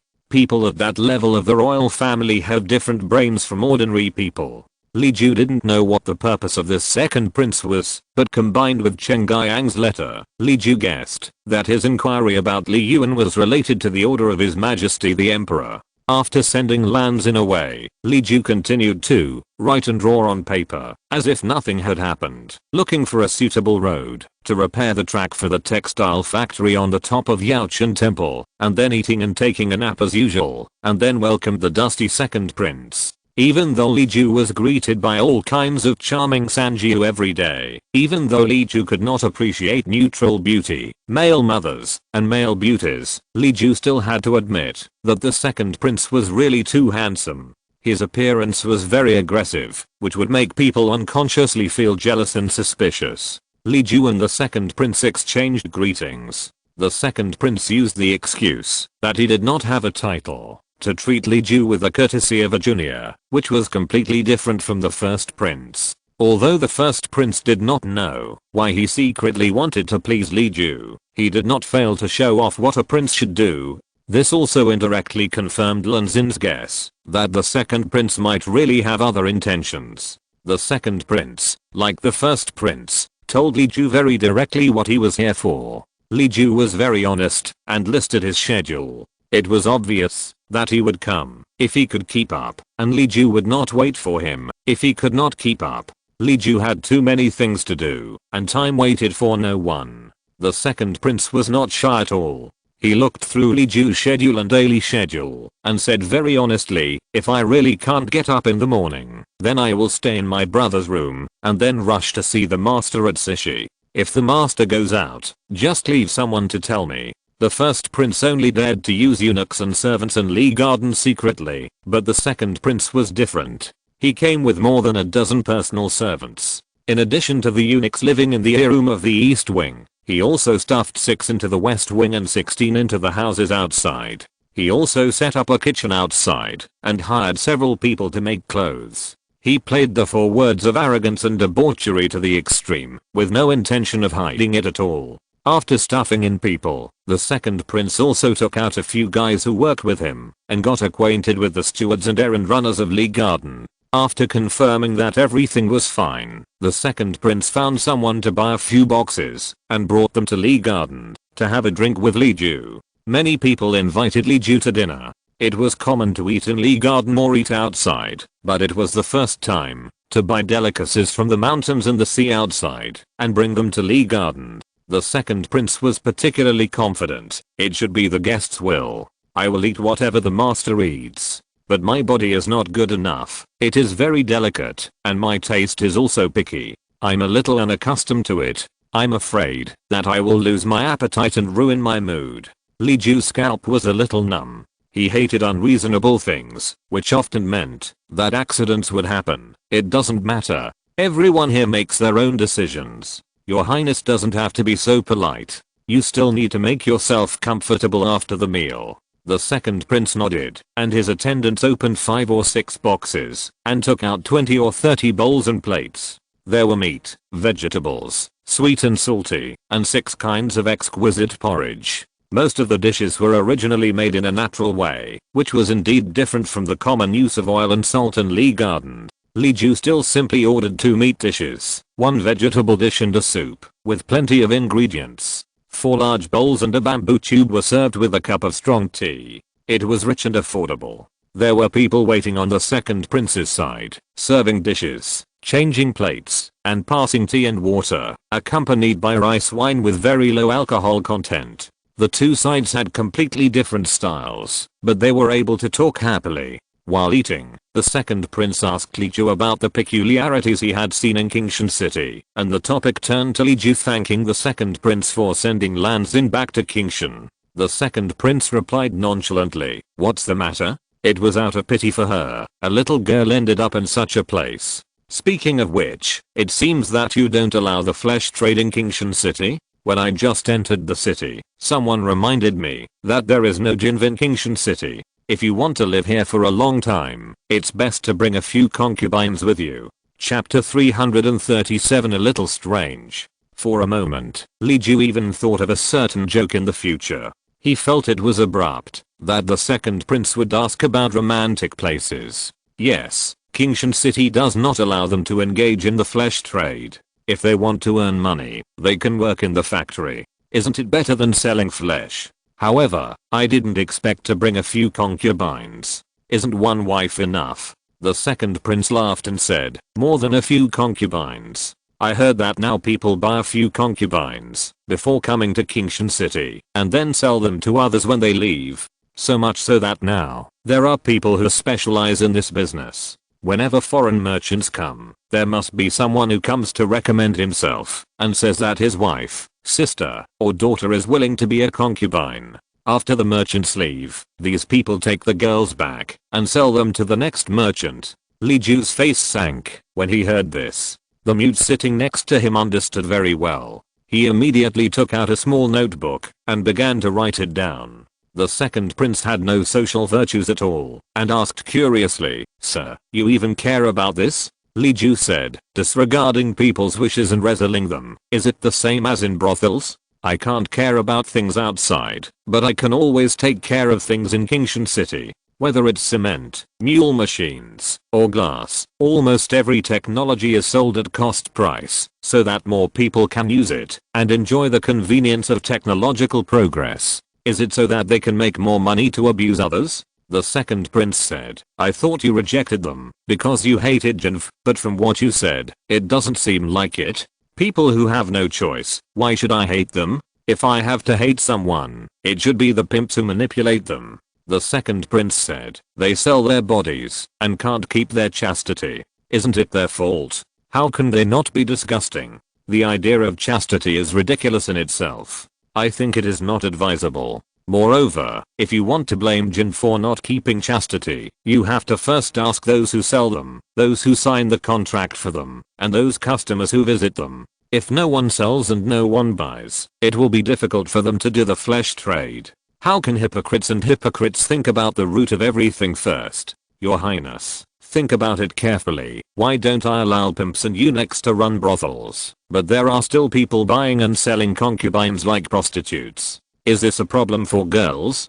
Li Ju seldom discusses these issues with others. The last time he talked about it, it was Kai and Hang and the others who had a conflict. This time, it was rare that an outsider wanted to argue with him. However, as he talked, Li Ju couldn't help but become suspicious. A prince in Qingshan City didn't ask about Li's miscellaneous studies, which may impact the existing scientific system and factories, very valuable money bags, but instead cared about Jinf. From what Lan Xin said, the second prince didn't seem to be interested in matters between men and women. The second prince met Li Ju's suspicious eyes and laughed again. I used to be in the capital, and I had a 10-year dream in Yangzhou, and won the reputation of being fickle in brothels. When I came here, I found that it was different from other places, so I was curious. After all, I have heard of other things, but I have never heard of this matter.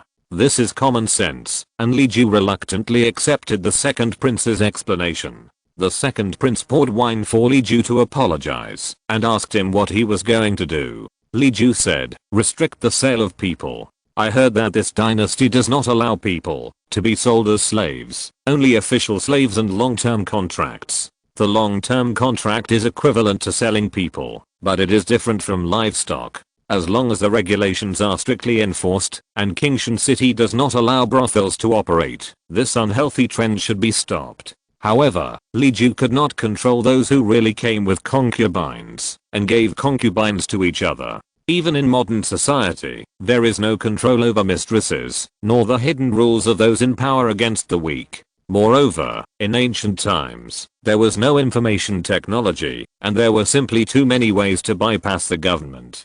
This matter itself was just a small matter, and its impact on Li Ju was not as great as the attention of the second prince. However, the second prince was a very evil person, so Li Ju quickly put this matter behind him. News came from Yaonan and the capital successively. His Majesty the Emperor ordered to collect knowledgeable people from all over the world to discuss Li Ju's proposal for the agricultural technology station. The capital was fighting over this matter. Yaonan gritted his teeth and wrote letters to several great Confucian families. Some people remained silent after receiving the letters. Some people later wrote back to discuss with Yaonan or even Li Ju in depth, and some people tore their faces and almost cut off their friendship with Yaonan. Yaonan had never been so disliked in his life. Li Ju rushed to Yaonan to cover him. After replying to a wave of letters, Yaonan wrote a letter to Li Ju. The only punctuation mark on the letter was which Li Ju invented himself. Li Ju knew that Yaonan was annoyed to the critical point, so he wrote another letter to thank him and sent a box of wheat ears with the letter, which was newly produced this year. Originally, the wheat would never mature at this time, but the Huangsheang experimental field is specialized in extreme experiments, and the water, fertilizer, and light are all done as best as possible, and the time connection is also the most reasonable. It can be said that a huge amount of resources and manpower have been invested in exchange for winter wheat that matures 3 months in advance. When Yaonan received the wheat ears, he lost his temper. Li Ju was using this box of wheat to tell him that his protection and assistance were meaningful. He fought for the suffering of one family and ended the suffering of the world. One person took the blame and the whole country was not hungry. Li Ju was not good at writing, so he used such a simple way to convey his meaning. Yaonan had no choice but to sigh and continue to help this little brother run around. But he also wrote a letter back to Li Ju. After all, Yaonan is old, and his children have limited talents. They are all people who keep the status quo. Who else can protect Li Ju? Li Ju may have considerable practical ability, but he has no official means, let alone the quality of surviving in the circle of literati and scholars. Yaonan can use his connections and status to protect him for a while, and Yaonan doesn't know who else will be there after he leaves. Of course, Yaonan himself did not dwell on this issue too much. He could not care about the flood after his death. Besides, Li Ju was a man with all his limbs, and was so skilled. At most, he could go into exile overseas. What was the problem? Don't think he didn't know that Li Ju had many foreigners from Japan under his command. If you think about it carefully, they were always out. Li Ju himself was very optimistic. He had met 3 of the emperor's children. Although they had different temperaments and plans, they all looked good.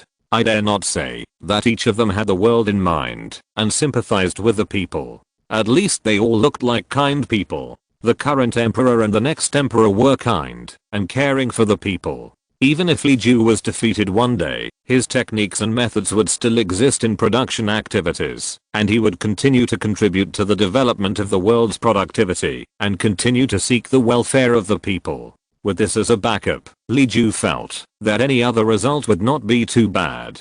If you're listening to this novel on a channel other than Fanfic World, it means they downloaded and uploaded it without effort. We cordially invite you to visit our channel, Mundo Fanfic Novelos. There you'll find the original version of this story and you can explore many other novels of various genres. We're waiting for you to immerse yourself in a world of incredible novels. Chapter 338 Productivity Solves All Problems. It was March. The weather was neither too hot nor too cold. Li Yuan's new project officially began. This time it was a water-powered loom, cotton gin and cotton seed selection. Li Ju chose these 3 as the focus for the next period of time, and had his own considerations. After the emergence of mule looms and flying shuttles, the market demand for cotton and transportation capacity skyrocketed. The increase in demand for cotton was foreseeable.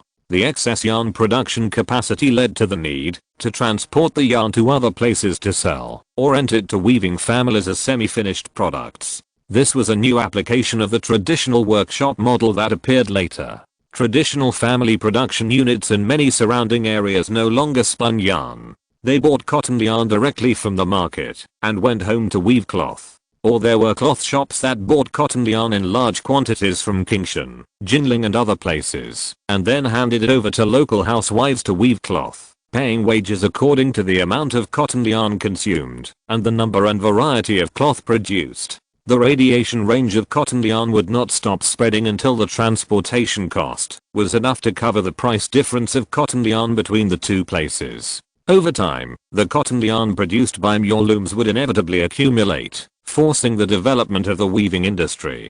Before Li Ju proposed to copy the water-powered loom, some old textile workshops had been thinking about improving weaving efficiency, but the low labor cost after the disaster made them more willing to increase the weaving capacity by adding more people, rather than promoting extreme changes. Now, due to the limitation of the weaving industry and the speed of mule looms leaving the factory, it can barely maintain a balance. However, looking at the situation of primary enclosure in Yu County, I'm afraid that this barely maintained balance will not last long, and the prices and markets of upstream and downstream will change dramatically sooner or later. In addition to transferring the productivity of mule looms, there is no other way to deal with this change for the time being. Obviously, transferring productivity does not conform to Li Ju's idea of the best configuration of regional advantages. If a place is not suitable for cotton production, or is more suitable for producing other cash crops than cotton, then considering the transportation costs, this place should not develop cotton textile industry. The optimal strategy is to allow places suitable for cotton planting to produce more finished cloth, which requires more cotton and faster looms. However, land for growing grain cannot be used to grow cotton, and His Majesty the Emperor does not allow it. His Majesty the Emperor has set strict regulations on the grain planting area of a place. To expand cotton planting, grain production must be increased proportionally. This policy forced the local area to rely mainly on land reclamation if it wanted to increase cotton production, and could not encroach on arable land for grain. The wasteland that was reclaimed could not only be used to grow cotton, but also had to be allocated to increase grain production in a certain proportion. In fact, if you carefully calculate, the main means of increasing grain production at present is also land reclamation, followed by increasing animal power and human input, and then the greenhouse, seeds, and soil and fertilizer technology of Li Yuan. Intensive farming can get good results, but if you carefully calculate the manpower invested in intensive farming and compare it with the manpower invested in land reclamation is still more efficient, especially after adding soil and fertilizer methods and seed optimization. The output of land reclamation has increased significantly again, so land reclamation is still the optimal solution to increase grain output. So everything is ultimately about using limited productivity to pursue higher upstream and downstream output. Li Ju believes that there will still be smart people in this era, and he has given the right direction. As long as you work hard in this direction, you will reap success sooner or later. What Li Ju has to do is to add a bridle to the soaring productivity so that it can keep soaring on the right path, causing less harm to civilians and making social changes smoother. Li Ju would never allow child laborers to appear in places he could control. Restoring the machine and recruiting workers were two things that were carried out at the same time. Li Ju hoped to find a craftsman to replace He Gong and his daughter, but he couldn't delay the restoration process in order to find one. However, other things were easy to say, but the higher level craftsmen that Li Ju needed were really rare.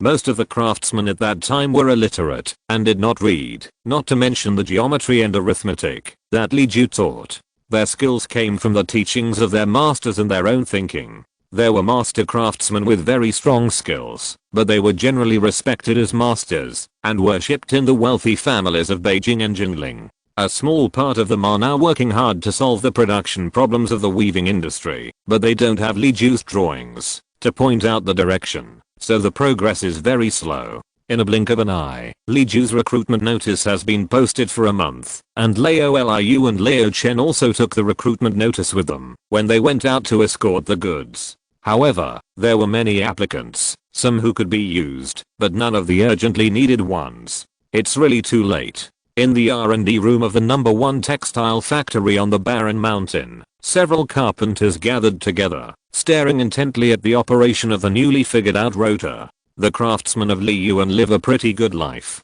They study in the school for half a day every day, go out to the machine factory to repair the machine for half a day, and then come to the R&D room to compare the drawings for half a day. It's not that no one is lazy, but lazy people will soon be criticized by their co-workers. Li Ju does not allow people to work overtime, and the wages and bonuses he gives are also generous.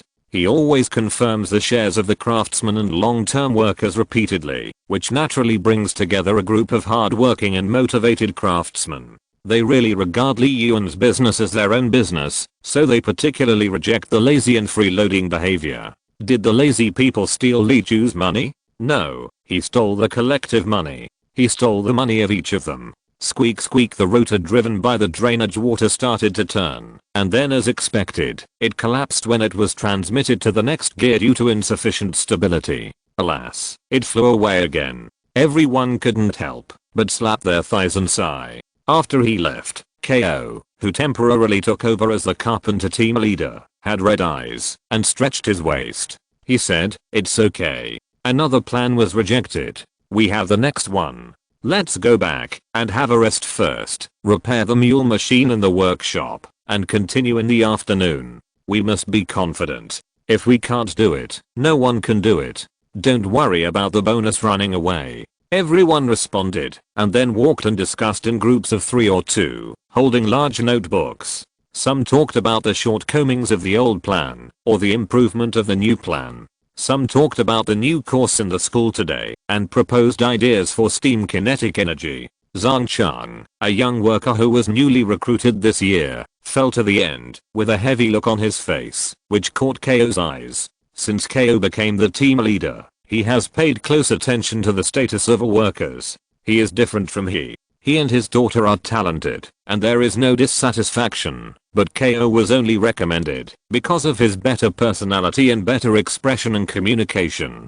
Since he is not irreplaceable, he should pay more attention to using his strengths. Later, Li Ju opened a psychological counseling class to teach them, the team leaders and managers, how to do ideological work for the employees. KO Gong listened to every class without missing a single one. Now he is an expert in ideological work, and can deceive people even better than Li Ju. When Xiao Zhang saw the failure of the new transmission device, his face looked a little strange. KO Gong soon noticed it. When he saw Xiao Zhang falling behind, he slowed down and fell behind. Chapter 339, Family Techniques. Craftsmen have always been on Li Ju's recruitment list. As long as they have skills and good character and are not afraid of being stolen by others, they will be recruited as many as they come.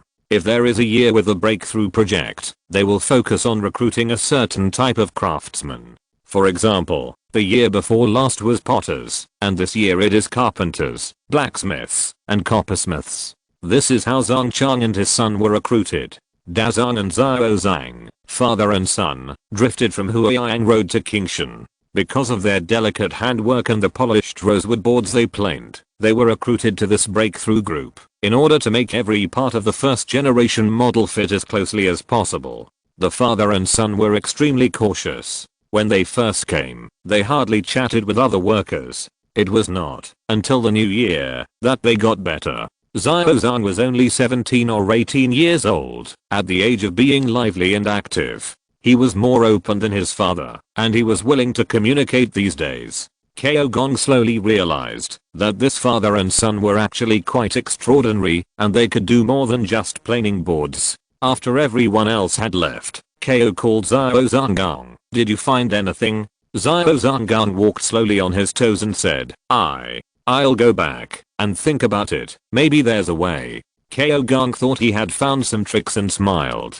Great. The master always said that the future belongs to the young, and it turns out that you young people are smart. Xiao Zhang smiled embarrassedly and didn't say anything more. When they got home, Xiao Zhang cleaned up the house, went to the hot water room to get water, washed and hung up the work clothes that the father and son had taken off. His father Dazang took the food back to the dormitory, and the father and son had dinner in the afterglow of the sunset.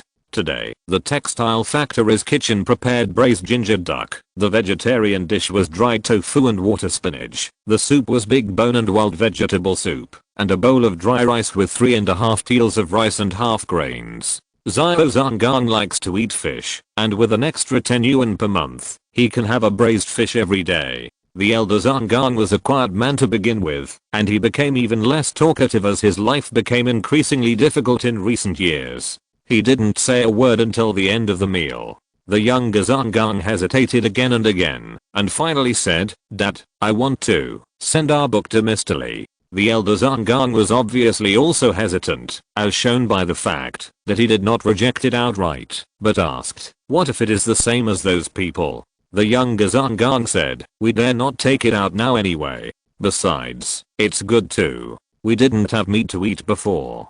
The elder Zhang was still a little hesitant. His ancestors specialized in making watermills, and their main skill was hydraulic tools. Regardless of the harvest, guarding the watermills, water pestles, and watermills was always a profitable business, and the family was quite well off. By the time of the elder Zhang's generation, because of the uprising of rebels, the mill was seized by a roving force, and the elder Zhang was displaced and had to leave his hometown and was defeated all of a sudden.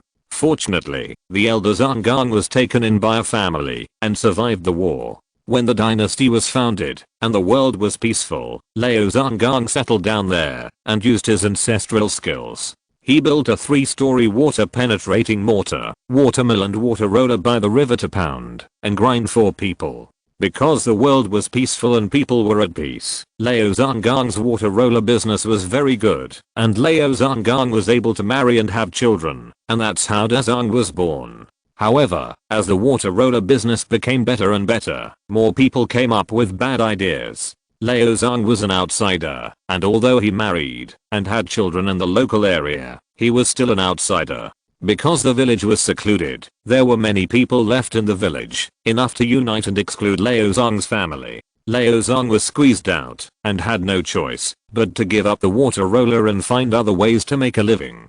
At this time, the family that had taken him in before came to the door with money and asked Liu Zhang to build a water roller for their family, and the place was in the village. When Liu Zhang needed money, he was angry that the villagers had taken away his livelihood. In a rage, he cut off the water source upstream of the original Zhangjia water mill and built another 4-story mill, which completely squeezed the original Liu Zhang water mill out of power. However, when Liu Zhang got his revenge, the rich family turned against him and threatened Liu Zhang's wife's life to hand over the drawings of the mill. Liu Zhang refused for a while, so the family simply locked the whole family in the house and set fire to Liu Zhang's house. So Liu Zhang and his wife were burned to death in the house, and only the 10-year-old Da Zhang survived. It turned out that the fire burned the beams and columns, and when the beams collapsed, they hit the water tank next door.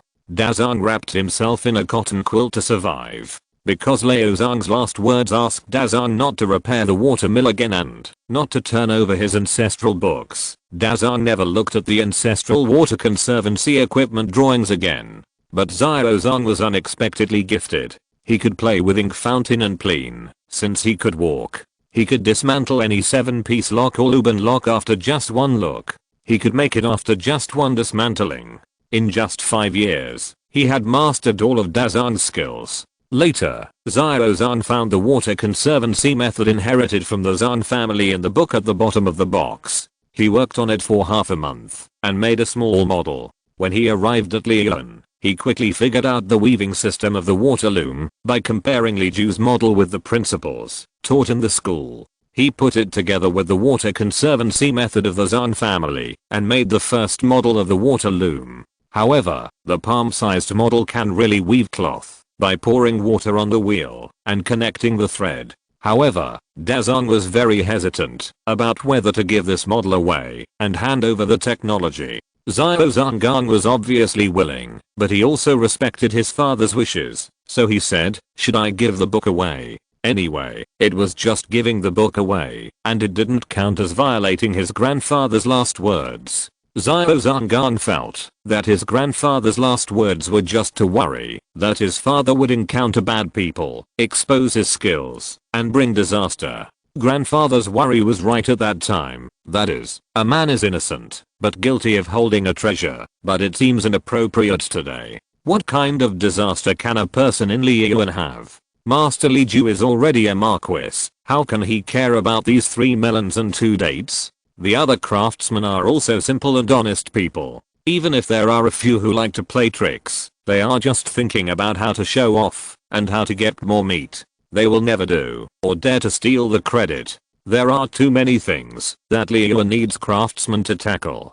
People who are not strong enough, if they steal the credit this time, will be exposed next time. It is better to actively cooperate and lie down and get the money. Isn't it nice? The elder Zhang had a stable life for 10 years, but the younger Zhang had no good life at all. He had been wandering around with his father and begging for food since he could remember. If he was lucky, he would meet a generous host and sleep in the house and eat hot tea and food. If he was unlucky, he could only sleep in the cowshed and pig pen and eat stale water and bran. He was very satisfied with Liyuan Textile Factory No. 1. If possible, he would like to marry a female worker he likes and settle down there. Chapter 340. Mr. Liu Zhang's turning point in life. Liu Zhang dragged Da Zhang to discuss for half a night and finally decided to offer the Ancestral Water Conservancy book in exchange for some credit. As for their skills, they would hide them again and they would be safe.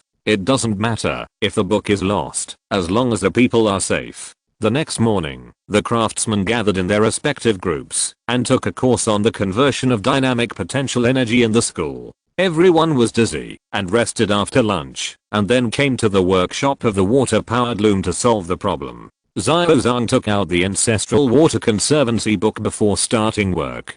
He didn't dare to say that he had learned it all, but said that I thought about it day and night and found that the water mill rotor recorded in this ancestral secret skill seemed to be the power transmission device we were looking for. Engineer Ko followed Engineer He to make a hydraulic mule machine, and his vision was very different. He saw at a glance that there was something in this water conservancy book and immediately brought the father and son of Liu Zhang to find Li Ju. Li Ju was experimenting with wooden tracks in his yard. On the not very spacious flat ground, there was an oval double-track road. The mute was driving a mule cart jogging on the track. Ko Gong and Liu Zhang and Da Zhang stopped to watch together. They all knew that this was another project that Li Ju was working on, the tram. They had imagined that the tram was a track groove like the shuttle with small wheels. Unexpectedly, they guessed that the wheels were right, but the track was wrong. However, it was obvious that Li Ju's track was more material saving and put less pressure on the roadbed. After running 3 laps steadily, the mute urged the donkey to speed up, from jogging to galloping. With an empty car and tracks, the donkey had almost no weight, and soon it turned into a wild run. Then, as expected, the carriage was thrown out at the turn, and the donkey was also dragged a few steps, and shouted in dissatisfaction. Several familiar people rushed out from the side. Keogong looked carefully and recognized them. They were another group of craftsmen.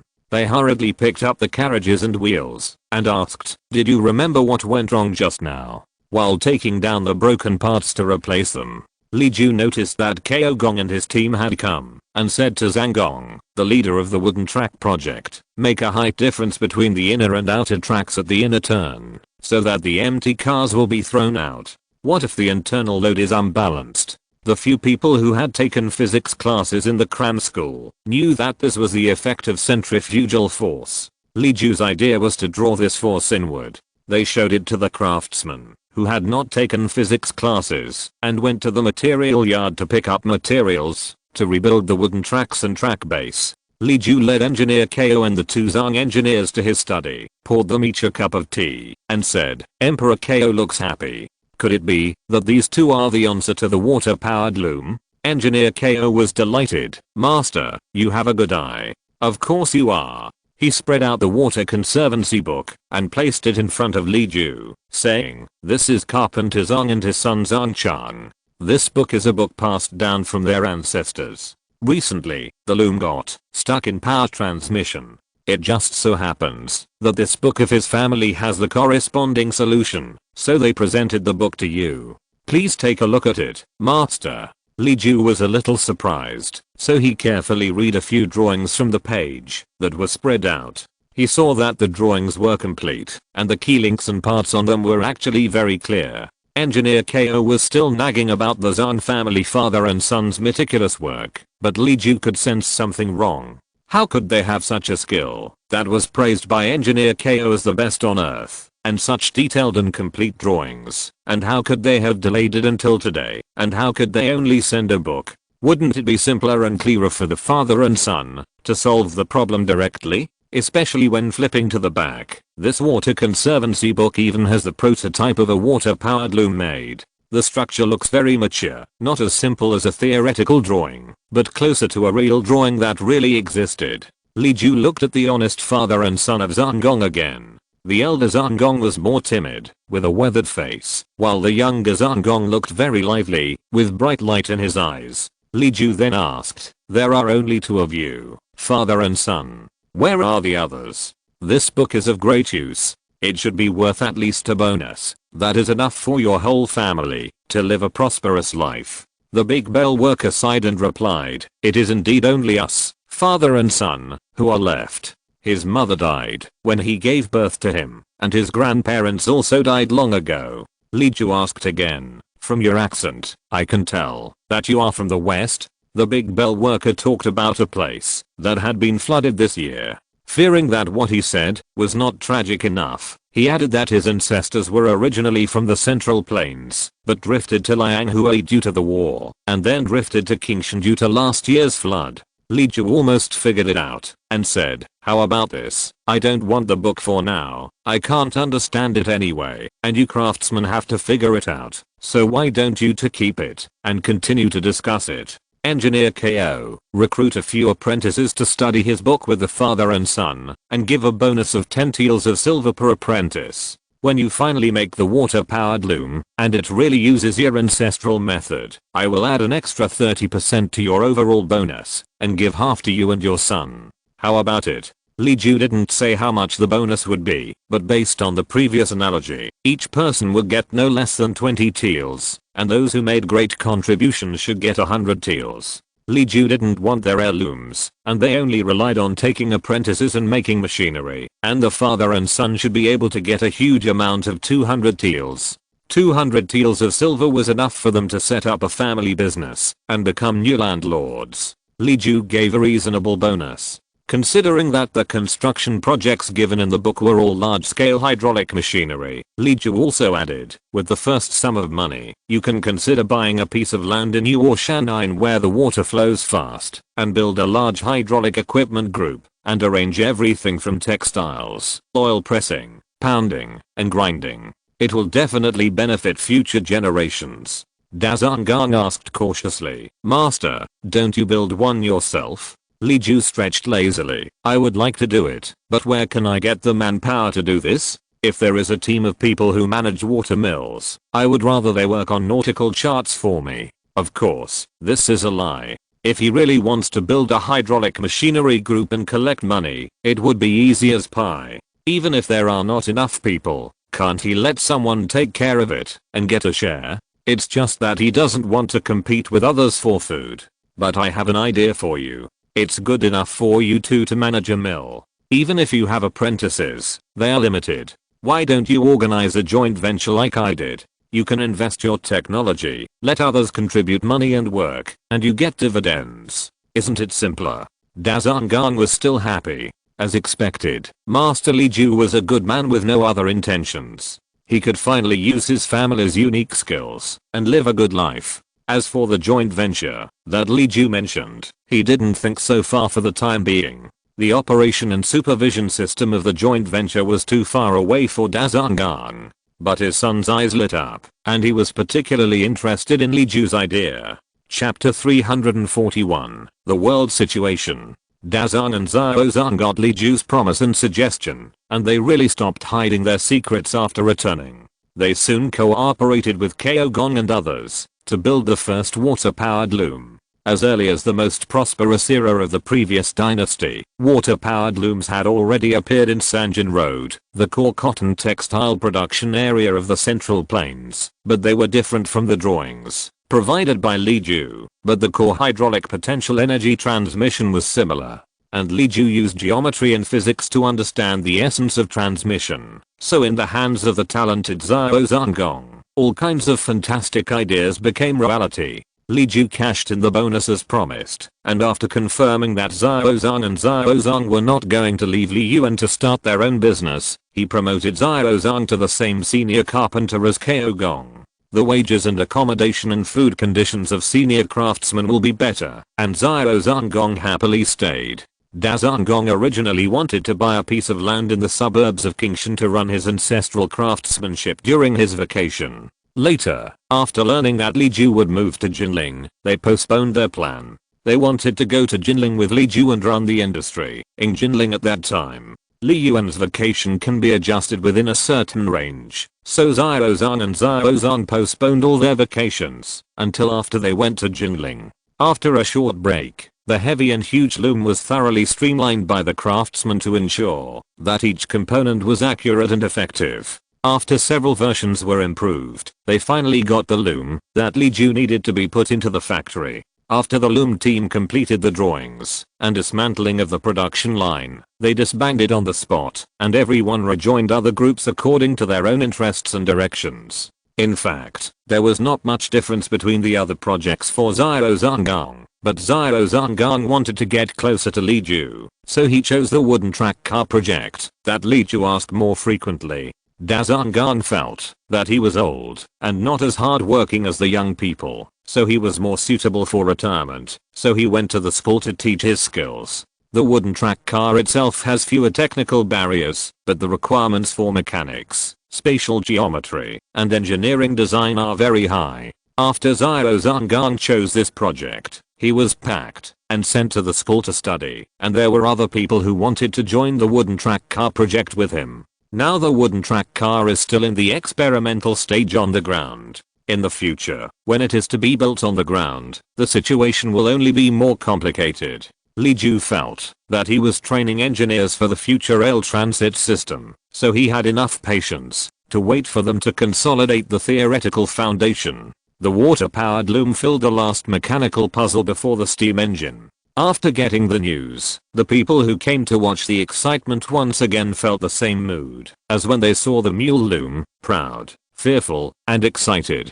People speculated that Li Ju would probably still limit the sale, but they were not worried this time. They couldn't dismantle the mule loom because it was a new thing, and they didn't have such smart craftsmen at the moment. Now 3 years have passed, and everyone who opened a spinning mill has a bunch of skilled craftsmen at home. It is so easy to rely on these craftsmen to reverse the water-powered loom that has the same operation as the mule loom. Even if 1 or 2 people can't complete the reverse deduction, 10 or 20 families can always complete it. They are proud of the new production monster that has been produced in their hometown or half of their hometown, fear the uncertain consequences that this monster may bring, and feel excited for their position, the possibility of promoting the arrival of a new era. Those who have sensed the pace of the new era are not only these big businessmen and craftsmen in Kingshan City, but also the court that has been arguing for more than 2 months about Li Ju's petition. At the beginning, even His Majesty the Emperor thought that Li Ju's agricultural technology station was too ridiculous.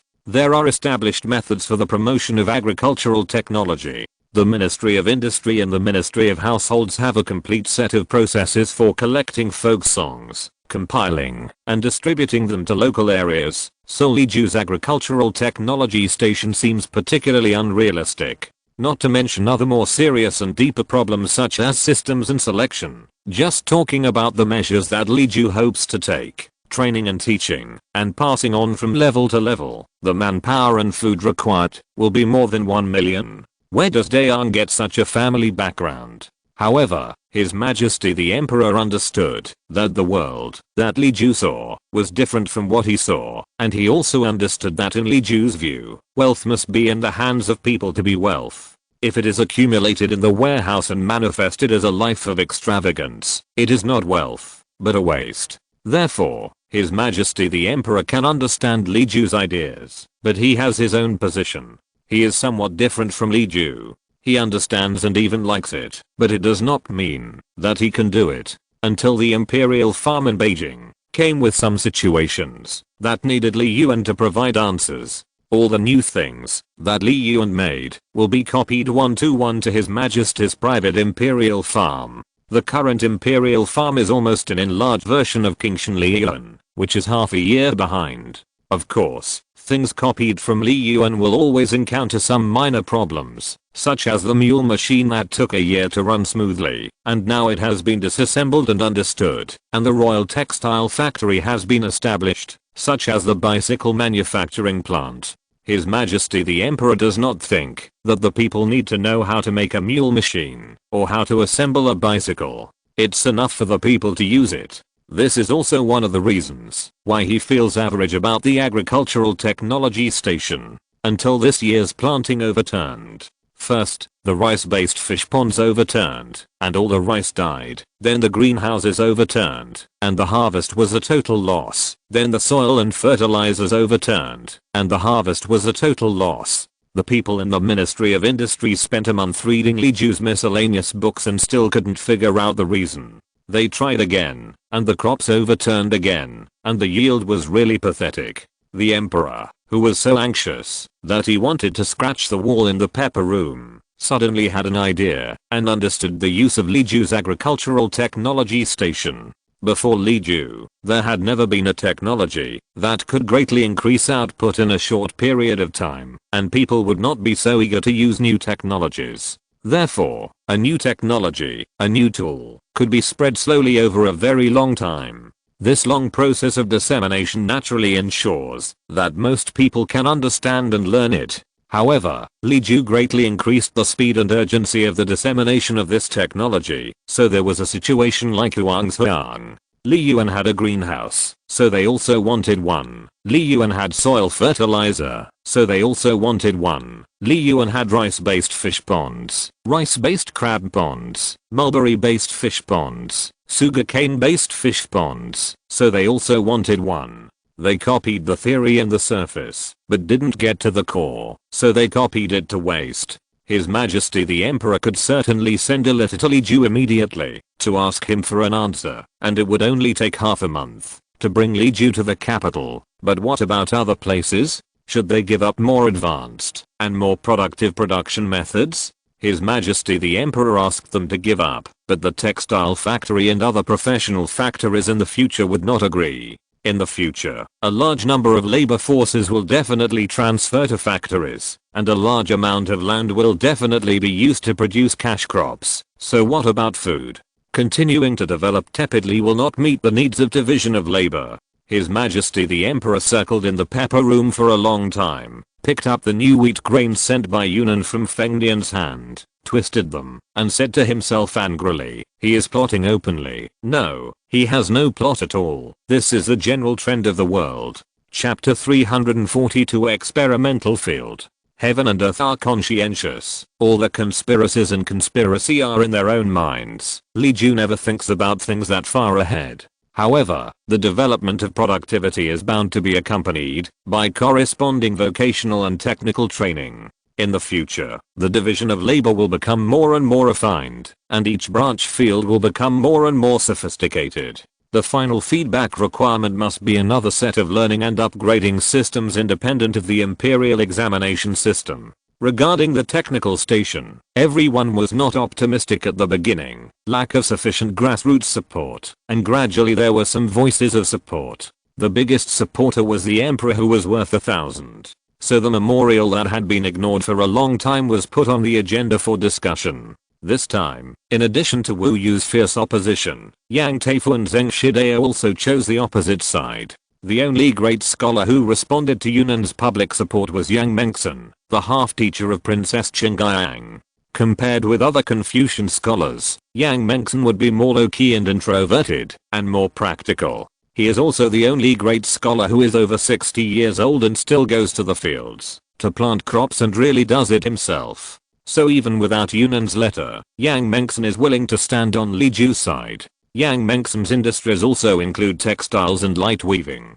He is very familiar with the consumption and output of these mechanized industries. He has seen the near future. What has happened in Jiangnan will surely be discovered in the capital. Even he, who clearly knows that factories are sucking blood from labor and land and other resources, can't say that he will give up the factory and return to farming. Farmers are too miserable. Who wants to live in insecurity all their lives? If there is a chance, they will inevitably move to factories and workshops. The decree of His Majesty the Emperor that requires all places to maintain the proportion of cultivated land and grain planting will be meaningless in the long run. Moreover, those who violate this decree must be powerful and wealthy landlords. It is difficult for His Majesty the Emperor to restrain and punish these people. Li Ju's technical station can at least make the lives of the remaining farmers better. After His Majesty the Emperor voted in favor, other things were actually not important. Especially the opposition from the Confucian scholars. They have almost no effective opposition measures,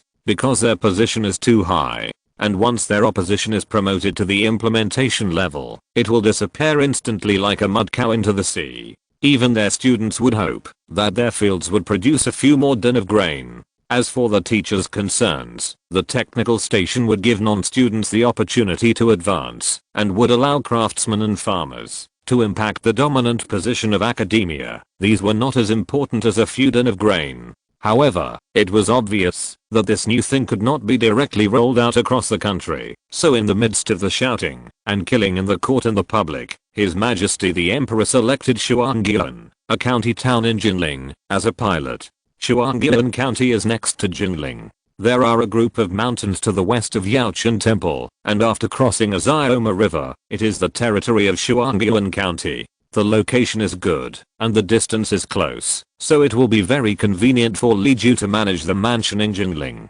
Because of the disaster last year, countless people were killed and injured in the local area, and all the powerful local snakes were dealt with, and it would be difficult to gather people to make trouble for Li Ju for a while. Correspondingly, because of the serious disaster, the local people who could not survive fled, and the remaining population was less than 80,000. It was still lifeless in the early spring of this year. Only when the rescue from Jinling arrived did it take a breath to show that there was still an administrative unit here. It is roughly equivalent to a piece of white paper that can be scribbled on at will, and the position is quite good.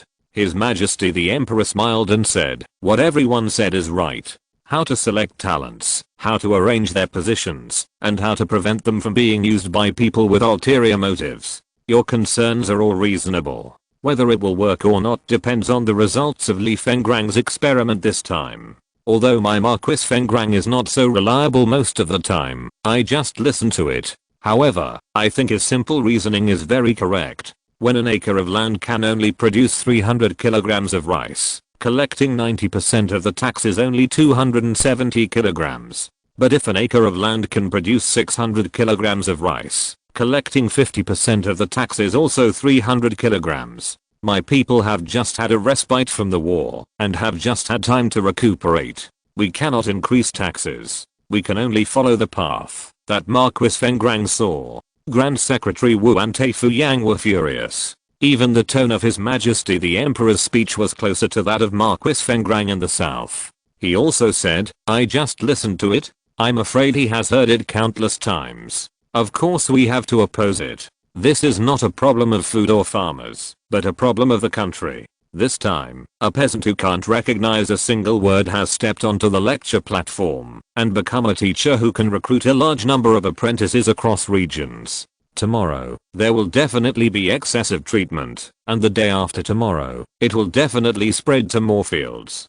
Don't think they don't know that the treatment of Li Yuan's craftsmen is almost catching up with the county school's teachers. Under the fierce opposition of Confucian scholars represented by the two of them, His Majesty's first attempt ended in failure. But it doesn't matter, he has a particularly caring daughter. Although Chen Guiyang is far away in Jinling, he is not completely ignorant of the affairs of the capital. Her parents are afraid that their daughter will forget her mother after having 20th, so they mix all kinds of new things in the capital in their daily letters, and they must not let their good daughter lose touch with the capital. In addition, there is also a Zhang family in the capital who is on the road with the royal relatives, the various forces of the aristocracy and the emerging forces, to help pass on books and documents. Chen Guiyang knows a lot, has a comprehensive perspective, and is fast.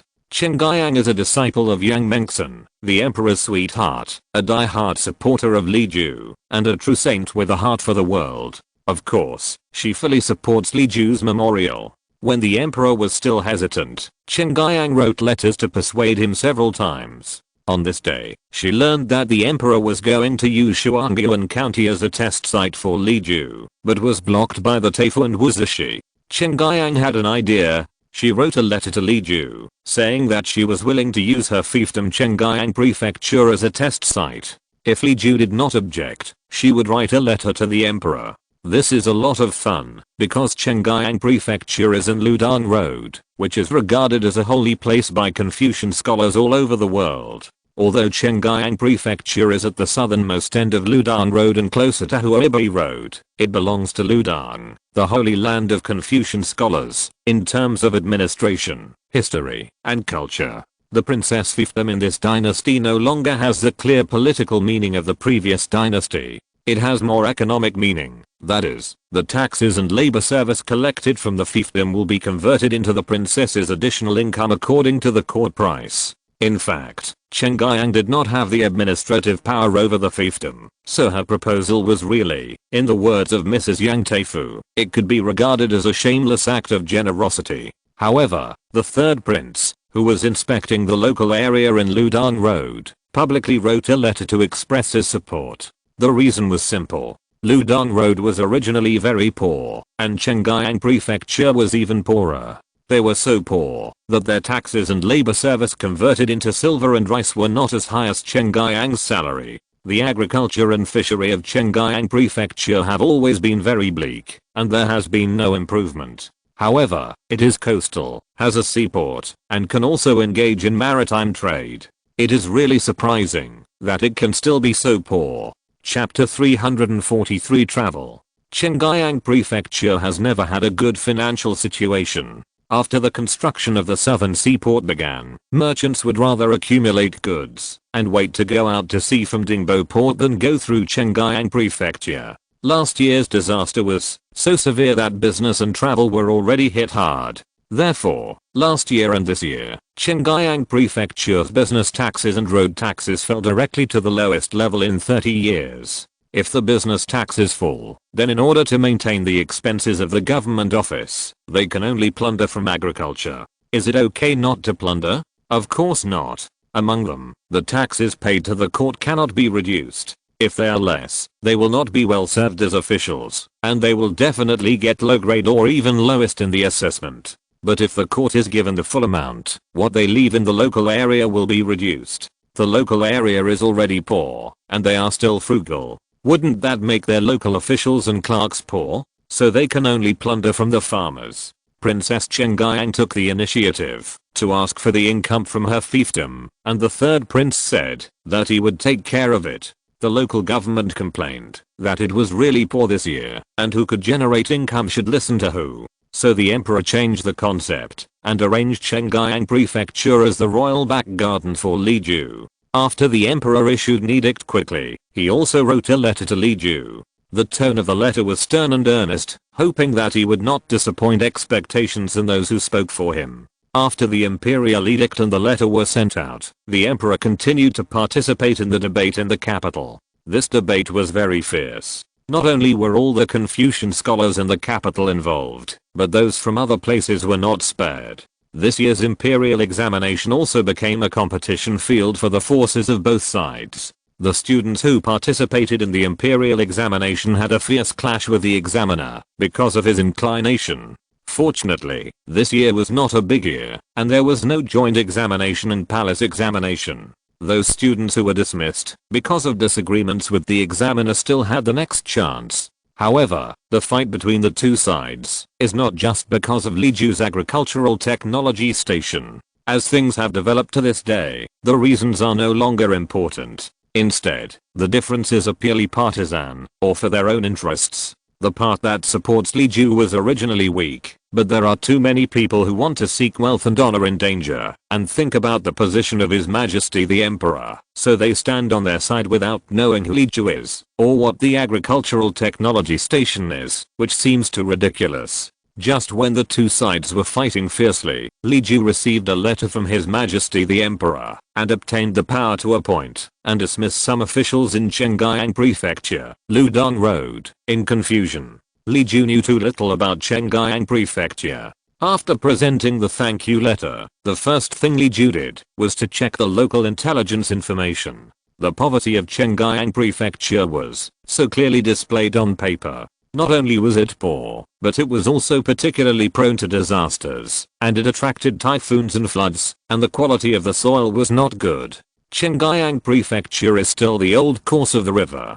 In some years, the river is unhappy, and will change direction, to flow into the sea. Among these alternative estuaries, Chenggyang Prefecture is one. The occasional change of course of the river brought desperate floods to Chenggyang Prefecture, but it also improved the local soil fertility, which was a blessing in disguise. Li Ju felt a headache. There were two biggest problems in Chenggyang Prefecture, the threat of the river and the local administrative system. The former could not be controlled at all until the industrial age, and at most it could only be a small fight. The latter also required a long period of subtle influence and change of customs. But then again, the local customs and habits are not all bad.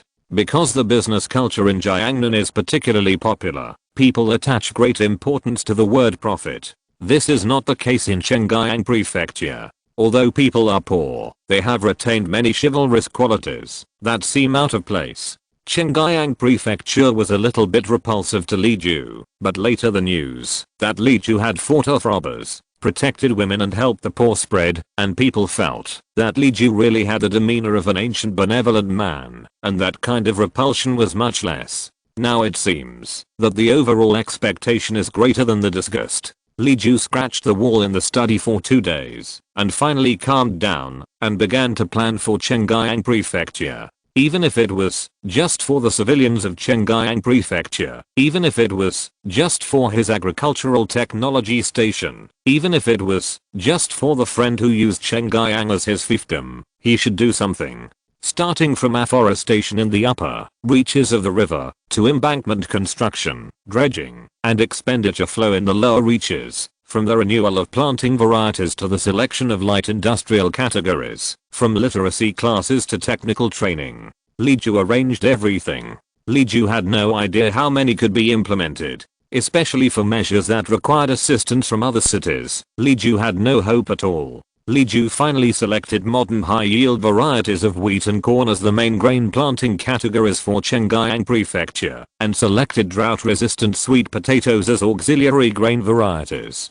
Peanuts were selected as cash crops, cucumbers were selected as greenhouse vegetables, and apples were mainly selected as fruits. The Water Conservancy project was only proposed to the Ministry of Industry as an optimization strategy for the overall environment. Whether to implement it or not was up to His Majesty the Emperor. Several crops and supporting planting methods were to be handled by the Agricultural Technology Station. The technical station proposed by Li Ju himself was to be remotely trained in a different place. In theory, he didn't even need to go to the local area. He only needed to provide technical training to the people sent by Chengyang Prefecture in Kingshan City. However, this was the first time it was implemented. Li Ju was worried that the locals would read the scriptures in the wrong way, while the locals were worried that Li Ju would blame their local parents if things didn't work out. The two sides hit it off and decided to invite Li Ju to Chengyang Prefecture to personally build Dayang's first county-level technical station system. In fact, if Li Ju didn't go there in person, the technicians finally selected the supply of all living materials, salary money and rice supplies for the technical station would be far from what Li Ju had imagined. The bureaucracy of a prefecture has its own inertia that has been implemented for thousands of years, and it is very stubborn. This is a situation that Li Ju, who has received considerable government support in Kingshan City and Jinling, can hardly imagine. Li Ju finished the planning of Chengyang Prefecture and then took Xiao Zhangang and others to teach them, letting them learn the principles of mechanics in a hurry. Only then did he entrust the General Wooden Track project to Xiao Zhangang, Ko Gong and Fu Xiaoguya, and he set off for Chengyang Prefecture with a mute, Yu Yaoniang, and Yu Yaoniang. Yu Yaoniang was a guard with a rank granted by the Emperor. The mute was Li Ju's confidant and cover, and the mute had already filled a vacancy of a guard. His Majesty the Emperor made an exception and agreed to Li Ju to ask for an official position for a disabled person, which made Li Ju very happy. Taking Yu Yaoniang was for business considerations. When Li Ju arrived in Chengyang Prefecture, he would most likely have to deal with local women, and it would be more convenient to bring a girl with him to do things. Among all the people in Li Garden, Yu Yaoniang was the healthiest and strongest, so Li Ju took Yu Yaoniang away. Mother's son wanted to go with him, but Li Ju held her down forcibly considering her age. Fu Xiaogi was also going to go, but his parents had just made a breakthrough in the technology of stable breeding of white-feathered chickens, and Li Ju needed a suitable person to stay in Kingshan City to deal with people, so Fu Xiaogi was left behind. Fu Jiui felt unwilling. If Li Ju had not been dragging his feet and not recruiting officials for him, why would he need to stay? He already had his own officials to stay. Yu Yaoniang wanted to persuade Li Ju to take a few more temporary guards with him, but Li Ju thought carefully. Well, it would be easy for him to protect the four of them on the road, but the people who stayed in Kingshan City might not be coveted by others. With this calculation, it would be better to leave more people at home. In this way, Li Ju rode on Aze, and the mute, Yu Yaoniang, and Yu Yaoniang also rode a good horse each carrying a bag of seeds, and began this temporary journey north. Chapter 344, Passage. Li Ju left Kingshan City and went to Ludang Road. According to common sense, the second prince should also follow him. However, I don't know what the second prince was thinking. He was addicted to the colorful world of Kingshan City and didn't even care about the task of keeping an eye on Li Ju. Yu Yaoniang was watching anyway. One more or one less would not make much difference. Besides, if I went, it would slow down the progress of the master. It would be better not to go. This was the excuse of the second prince. No one knew what he was after. Li Ju had confidence in the people left in Kingshan City. He would be back in 3 to 5 months at the shortest and a year at the longest. He expected that the second prince would not stir up trouble too much, and he could also inspect the route of future road construction along the way to prepare for the traffic line radiating north and south from Jiangnan. It was the first time for Li Ju to walk from Kingshan City to Ludang Road. Dayan Club had walked here once 2 years ago, and Guyan Han drew a map with Wang Bantao and others and sent it to Li Ju for use. By comparing the map, the location of some villages can be easily inferred, which is convenient for accommodation and meals. At the beginning, benefiting from the economic development of Jiangnan, the surrounding villages, although poor, could survive. People could at least wear neat clothes, children had rosy faces, and the elderly could do what they could. Further north, When the transportation was not so convenient, the situation became very bad, and Li Ju entered the world of ragged clothes, skinny and hungry, before he crossed over. If it was a normal year, life would be a little better, but because there was not much food harvested last year, everyone had to starve this year. Since leaving Yu Yaoniang, Li Ju's face has become uglier day by day. He has been here for a few years, and he has made some progress, and saved many lives. However, after all, there are still many poor people in the world, and it is far from the time for him to be complacent. Because of the lack of necessary means of production, many farmers in the poorest villages can only work with stones, wood, and ceramic fragments, and the efficiency is very low. Some villages are a little richer, with plough sheep, plowshares, and hoes, which everyone has to take turns to use. When Li Ju passed by those extremely poor places, he always couldn't help wanting to do something. It was so poor here that even cotton and hemp were in short supply, and Li Ju's shuttle was useless. If the fundamental problem of low local production capacity cannot be solved, the technology of secondary processing to increase added value is useless. Without cotton, what kind of thread can be spun and what kind of cloth can be woven? Everyone is so poor that they have nothing at home, so who will buy the woven cloth? Li Ju encountered 3 equally poor places in a row, and finally stayed in an equally poor town. As soon as the seemingly rich and strong stranger arrived here, he was immediately pestered. Those who offered to be guides, beggars, and even sold their children all reached out to Li Ju and others. The poor Mandarin was a little easier to understand than that in the south of the Yangtze River, because it was closer to the north. A father shouted, "My son will go with you for only 3 taels of silver." Another mother seemed to have made up her mind. She lifted her daughter up high and said to Yu Yaoniang, "As long as you feed her, she will be yours. She doesn't eat much. Please have mercy." Her daughter only had a pair of eyes that were bright, but they were dull and didn't look like a normal person. Yu Yaoniang couldn't help but think of her past. She looked at Li Ju, as if asking for help. Li Ju also felt it was difficult for the first time. It would be wrong not to save her, but if she saved her, she couldn't get away. In just the moment, when Yu Yaoniang hesitated, many people seemed to find that they were rich and kind, and they came up to beg them to buy sons,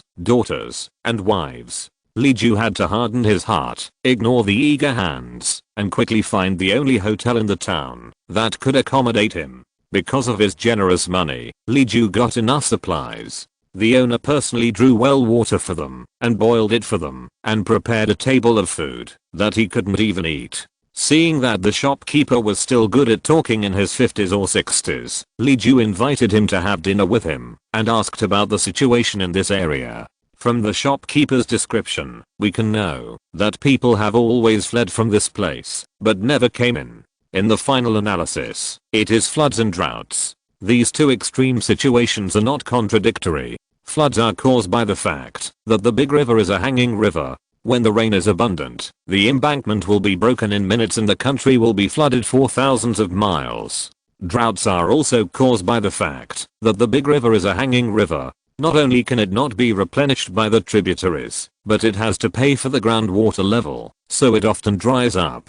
If the big river dries up, how can the tributaries flow? In this way, with droughts and floods one year and floods the next, most people who can go out have gone out, and the rest of the people have nowhere to go, and no money to go, so they can only live in this place. The problem of this place is essentially the same as the problem of Chengyang Prefecture in Ludan Road, both of which are local climate imbalances. Even in the modern plain, this is not a problem that can be solved overnight. Environmental protection, soil and water conservation, vegetation greening, energy conservation and emission reduction.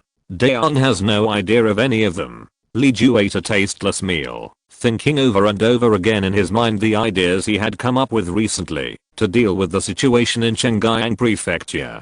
In the end, he could only take 5 steps: spend money and grain to stabilize people's hearts, dig wells to get water, to solve the most basic domestic water problem, water-saving agriculture to improve the utilization rate of limited water resources, introduce drought-resistant varieties of crops to adapt to the local climate, supplement vegetation to improve soil and water conservation rate. If possible, such a combination of punches is also needed in the upstream. In addition, the Water Conservancy projects that are already underway are also one of the important solutions. There is no shortcut. We can only rely on the efforts of generations to give our descendants a comfortable future.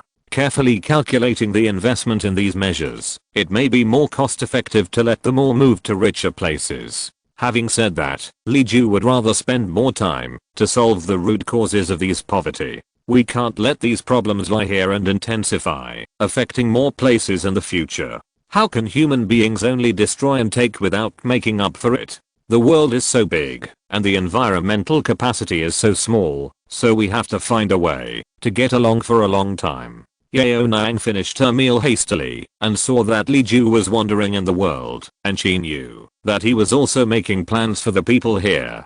Yaoniang asked, "Master, I want to get some food from the kitchen for them. They are so miserable, even more miserable than I was. I was just a little tired and ate less, but I didn't starve to death. They are almost starving to death. Master, is it okay?" Li Ju came back to his senses and smiled. "Of course, I would go, even if you didn't say it. However, in order to avoid people scrambling for it, and to prevent someone from interfering and occupying other people's shares, we have to organize the order well. Jialing, I have no experience in distributing porridge and grain. How do you usually ensure that everything is in order when distributing relief in the capital?" Wei Jialing looked embarrassed and said, "I really don't know. I grew up in the army and have never known the world. Well, it is really difficult for people from military families to understand the rules of the people. Yaoniang and the mute are even more difficult. Li Ju might as well go home and read a book." When he asked them,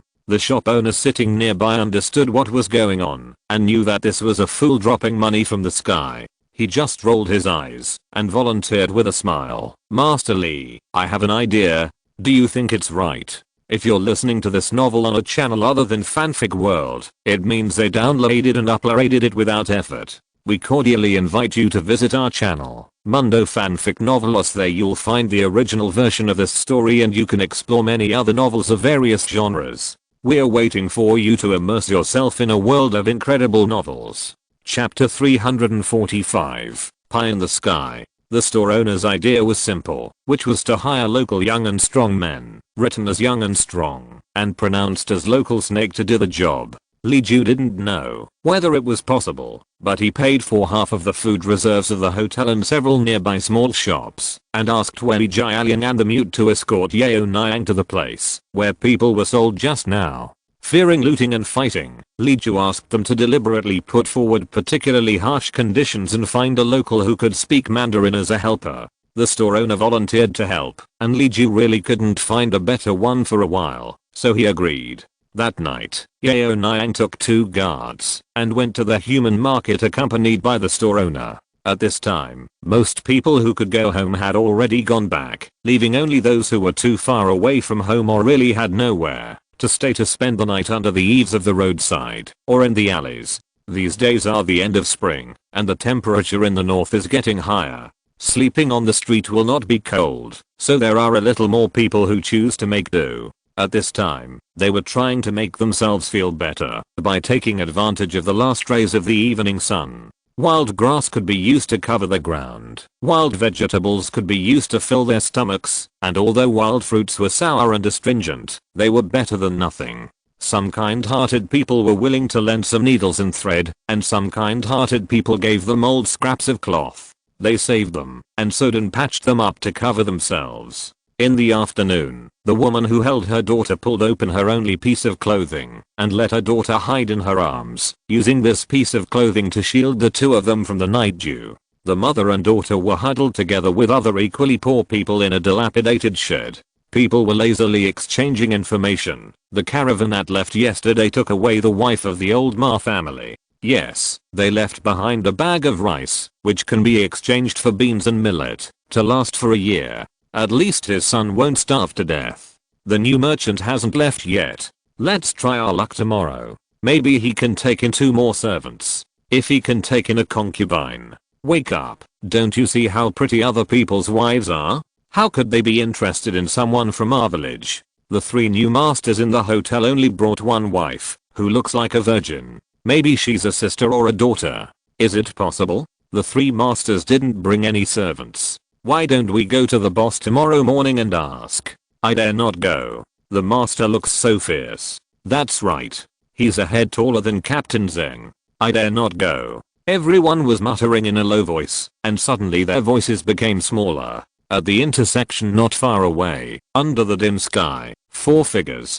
3 tall and 1 short, appeared. Just by looking at the outlines, it was clear that they were for wealthy people. The crowd was in a commotion, and then the bravest people who reacted first stood up and surrounded them. The same situation as during the day occurred again. The store owner took the initiative to greet them, using the words they had just learned on the road. Don't push. Don't push. The boss is here to recruit workers. We feel sorry for you, so we will give you some extra food and drinks. Those who are willing to follow the boss, to work in other villages for a few years should line up and press their fingerprints first. Those who don't want to go should stand back and get less, but they can still get by. There were many people gathered here, but not many were willing to follow strangers to other places. The world is like this. If you really follow them, you don't know whether you can live, die, or come back. So everyone couldn't help but hesitate. With this hesitation, they lost the enthusiasm to fight for the food and instead took a few steps back. The mute pushed the cart forward, and Yu Yaoniang lit the wind lamp on the front of the cart and hung it on the handlebars and took out a basket of mulberry paper from the cart. Yu Yaoniang put one hand on his waist and held the handle of his sword with the other hand. He stepped to attention and said in a rough voice, "Those who can go with you come and line up, stamp your handprint first, and then take the things. Those who don't want to go, stand back and come back later." The store owner chimed in and said, "Yes, yes, line up quickly, don't make a mess. Rich families are the most disciplined. If anyone doesn't follow the rules, we would rather feed this cart of food to the dogs than give it to you." Yu Yaoniang and Yu Yaoniang were so angry that they didn't refute anything. In the end, the desire for food in the future overcame everything. Several people who were obviously sticking together stood up first and lined up according to the store owner's instructions. A few more people came one after another and lined up at the back. The next ones were obviously shivering in fear, and it was obvious that they would rather take less and dare not sign. The woman holding her daughter hesitated for a moment and stood at the end of the line. After she stood there, another tall and thin man stood there. The two of them obviously knew each other. The woman whispered, "You are still sick. Why are you going out of town? I will go with you. Half of my extra share will be given to my sister Lan, and the other half will be given to you. You don't have to go, just live with sister Lan." The man's face was very pale, and he really looked sick. He smiled and said, "If you don't go, I won't go either. If you go, I will go too. The world is difficult, and you too may encounter some thieves. How can I be assured? You don't have to worry, this family is good." Of course, he was not talking nonsense, but he saw that the mulberry paper with the signature was densely written, but it was not a contract of sale or a contract of employment, but just a house rule. Even such a house rule is different from the house rules of wealthy families in various places. This house rule is more peaceful, more respectful, and more fair. The woman tried to persuade him twice, but the man remained unmoved. There were some annoying guys next to him who were rolling their eyes and trying to make trouble, so the woman had to turn away with the child in her arms. The first person in line was the one who came in a group. He was strong and healthy and didn't look like he couldn't get enough food. He was fully dressed and wore leggings. When he came to Yu Yaoniang, he didn't touch the ink at all. Instead, he reached out to grab the things that had been divided in packages on the cart. Yu Yaoniang couldn't help but feel secretly happy. Just when he was worried that no one would make a raft, someone took the initiative to deliver it to his door. He was about to kick the man away, but the mute had already taken the lead and swung his collar to the ground, causing the man to scream and wail. Then the mute neatly twisted his hands behind his back and stepped on him. The whole process happened in an instant. Yu Yaoniang didn't even have time to raise his hands. Everything was over. The whole place was silent. The mute couldn't speak, the others didn't have time to react, and the owner was honest. The shop owner was a local and knew that the man who was causing trouble was one of the biggest local villains. He relied on his strong body and had learned martial arts for 2 years, and he was a tyrant all day long. This man was the first to stand up, and the shop owner did not say anything. One reason was that he was afraid of him, and the other was that he wanted to test the depth of these 4 strangers. Unexpectedly, this mute was very powerful and knocked the man down in one go. The shop owner also put away his contempt and re-evaluated the fighting power of these 4 merchants. When Yu Yaoniang reacted and drew his sword to fight against the other people who rushed up to save the big brother, he cut off the bun of the man who rushed in front, and the blade, reflecting the light of the wind lantern, pointed at the people behind, successfully scaring them. When Yu Yaoniang said, "Be honest. If there are such blind things again, it will not be the bun that is cut, but the head. Get out." The mute cut off the arm of the big brother who was in the lead, kicked him far away, then took 2 bags of food from the car and placed them next to the mulberry paper, motioning Yu Yaoniang to continue. Yu Yaoniang smiled and called the people in the back. This time, a lame middle-aged woman followed. She was really desperate and wanted to die a full death, so she came here boldly. After signing with the seal, the woman thanked Yu Yaoniang profusely, walked back 2 steps, and suddenly turned aside to open the paper package in the light not far from the mute. This position was very clever, as it could borrow light and the mute was intimidating. She was sure that those who like to steal food would not dare to come here to commit suicide. Chapter 346, Scholar Looking for Work. Li Ju looted a lot of food from the inn and the surrounding area, all kinds of food, and packed them according to weight and meat and vegetables. The bag the middle-aged woman got contained 2 oil cakes, 2 white flour cakes, 2 meat cakes, 2 pieces of jujube paste walnut cakes, 2 mixed flour buns, a piece of candy, a bag of mixed vegetables, and a bag of pickles. Each item was separated by zanzi leaves, neatly arranged, and all looked freshly made. The middle-aged woman looked at what she had in her hand, and then at what they were distributing. For a moment, she wanted to run home and call all the family members to line up. This bag of food alone was enough for an adult to eat for 6 or 7 days. But now she didn't dare to leave the mute's sight. Who knew if she could keep this little food on the road? It was late, and she was alone begging for food outside, which was not safe at all. The woman was really hungry, so she squatted in the shadow beside her, took out an oil cake and ate it. Soon the second person also got his share. The contents were slightly different, but basically the same. He squatted opposite the woman and stuffed the food into his arms. The third, the fourth. Soon, all the people who signed the signature received their share, and they all cleverly chose to gather together within the sight of the mute and the other 4 people. The last person was the literate man. He joined the small group and directly took out half of his own food and gave it to the woman holding her daughter. The young woman hesitated and refused to take it. "The boss is kind enough to give me a little more. You can keep it for yourself." The man smiled and said, "You eat it. How can I have no place to beg for food if I follow the boss?" The young woman looked at him in confusion. He didn't explain, but took out a few pieces of white rice cakes from the package and kept them for himself, but stuffed the rest into the woman. After sending out the group of people who were willing to sign the signature, half of the package was sent to other people who were unwilling to sign the signature. There were not many people staying here at night, about 30 people.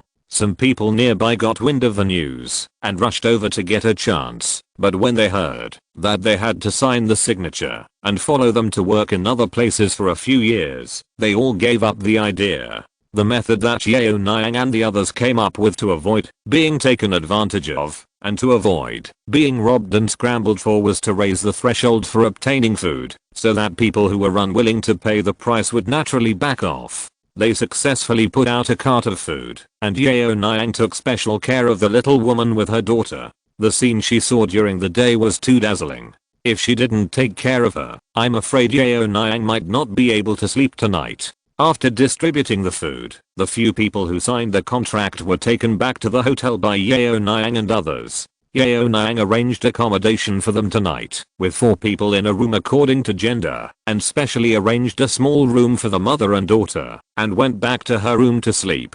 The next morning, Li Ju and the mute went out to collect folk songs and exercise at the same time. Wen Jialian couldn't get up an hour earlier than the two animals every day and slept until the morning hour. After waking up, he accompanied Yu Yaoniang to arrange the people brought back last night. In fact, the people brought back yesterday were not taken to do any work. Each person could go home after taking some things. The things distributed this morning were all left over from last night. Li Ju and the mute went outside to see what they could do for the town and the nearby villages. They didn't care about the little remnants left last night, so Yu Yaoniang decided to divide them up again. Almost all the people who signed up last night were people who couldn't survive and could only struggle to survive. If they were not really desperate, no one would be willing to risk leaving their hometown. After hearing the girl in front of them say that they didn't need to do any work and that they would be given an extra bag of food, most people left with tears of gratitude. Only the woman with her daughter and the sick man did not leave. The woman wanted to try her luck. "Miss, can you really keep us mother and daughter, or leave my daughter? As long as we have food to eat, we don't want wages." Yu Yaoniang had said the same words and used these words to win Li Ju's sympathy and shelter. Yu Yaoniang looked at this woman as if she saw herself, who was desperate and desperate to survive. "What's your name, and what's the little girl's name?" The woman answered cautiously. "My name is Huajie, and my girl is called Xiao Yap. She doesn't have a real name. Her father passed away early and told me to call her by a nickname first. Maybe it will bring some luck." "It seems to be true, isn't it? I have met a big girl." Yu Yaoniang smiled sadly and touched the little girl's head. "I can't make the decision. I have to wait for our master to come back. In fact, I can only be regarded as the master's maid. Whether it was sending things last night or letting you go home today, it was all the master's idea." Huajie thought of the man she vaguely saw this morning, so tall and so sharp. Almost in an instant, Huajie despaired. The man with a strong nasal tone said, "I think your master can keep me and Sister Hua. You are in a hurry, and your accent is from the south. You must have gone far away for some urgent matter. There are only 4 people in total, 2 of whom are guards. One is you, and the other is your master. When we get to the place, there will always be someone to sew, wash, boil water, cook, sweep, and dry. You don't look like someone who can do these jobs, but more like a lady of his family, who must also manage the property. So you will probably have to hire a few more mothers and mothers to do the work. Why not hire Sister Hua? If you hire someone else, when you get to the place, you may hire some local gossips. Who can stand it? It's better to hire Sister Hua, who is unfamiliar with the place and has a tight mouth. Girl, think about it, am I right?" Yu Yaoniang was surprised, because the man was right about 2 things. They had come from the south and had come here, and Yu Yaoniang herself really only did her share of housework. Li Ju was responsible for his daily life, and so were the mutant Wen Jialiang. However, when they arrived at Chengyang Prefecture and settled down, someone had to do the housework and the 3 meals a day. Yu Yaoniang wanted to do it herself, but Li Ju had other plans for her. They decided to hire a mother to cook, and a mother to clean, and wash after they arrived at Chengyang Prefecture. Huajie was indeed more suitable than the locals whose background was unknown. Yu Yaoniang replied, "You have some truth in what you said. You are very knowledgeable." Seeing Yu Yaoniang hesitated, the man smiled and said, "My last name is Su. I'm a scholar. I know everything in the world without going out. My little skills are not worth mentioning. I saw that your master went out with 2 guards and a sister. I felt that he was still missing someone like me who is eloquent, can guess and calculate, and can help your master deal with all kinds of people coming and going and making friends. So, I want to ask to see your master. To be honest, I have no choice. I'm a scholar who is traveling to study. I happened to catch a cold when I came here. I didn't get better after a month of treatment. I spent all my money and had no bedding. That's why I ended up living with a trafficker." Suzuki was elegant and well spoken. His Mandarin was standard in the north, which was very consistent with his status. Wen Jialian looked at him twice and didn't see any problems, so he nodded secretly to Yu Yaoniang. Yu Yaoniang then replied, "Mr. Zuki's words make sense. Let's wait for our master to come back and make a decision together." Chapter 347. There must be something wrong. Li Ju and the mute walked around outside. The town was not big, and one morning was enough for Li Ju to walk around the town and the nearest farmland and village.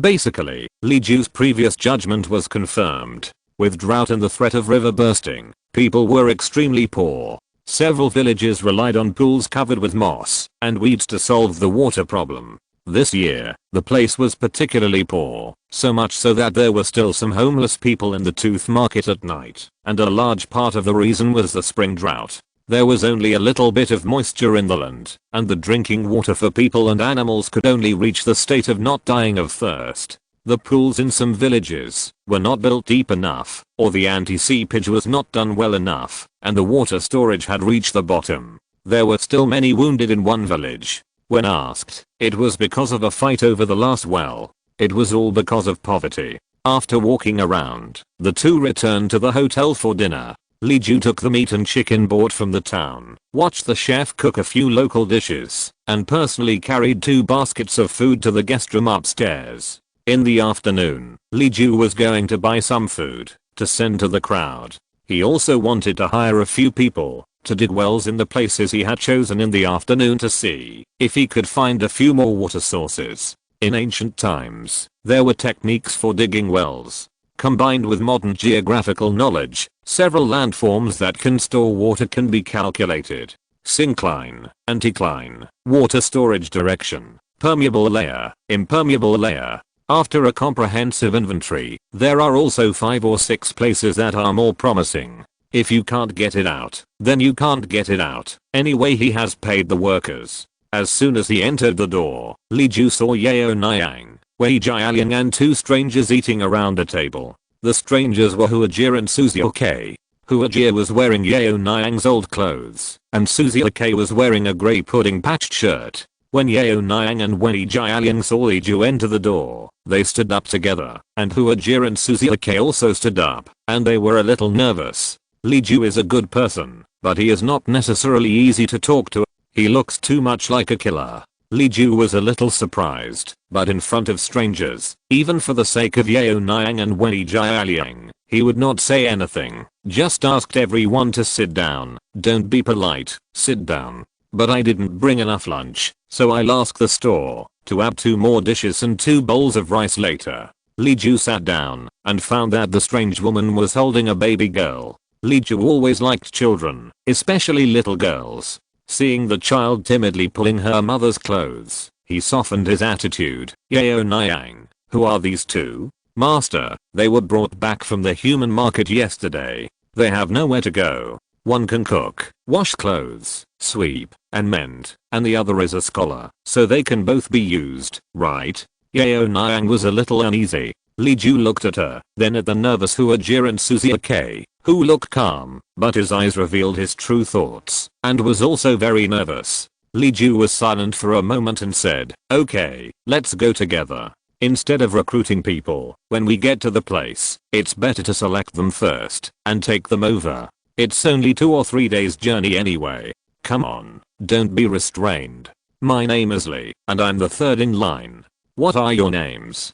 Huajie and Suzuki were overjoyed and hurried to recognize each other with Li Ju. They were very self-aware, and knew that they could not compare with Yu Yaoniang and others, so they both called Li Ju 3rd Master and the Mutadam. With a home sister Hua was still very reserved, but Suzuki felt much more at ease, and acted as a military advisor to Li Ju in a very familiar manner. 3rd Master, what are your plans for the future? I have been traveling here for more than 3 months due to illness, so I have seen more and older people. Li Ju was very honest. In the afternoon, I will deliver some food and drinks to several nearby villages, and hire some temporary workers to dig wells. This place is too poor, and a few wells will make everyone's life better. Suzuki nodded. 3rd Master, you hit the nail on the head. The biggest problem here is a lack of water. The mountain springs and streams only continue for a few days a year, and there is only a shallow puddle in the river all year round. Li Ju said, it's rare that there is no drought, so we must guard against flooding.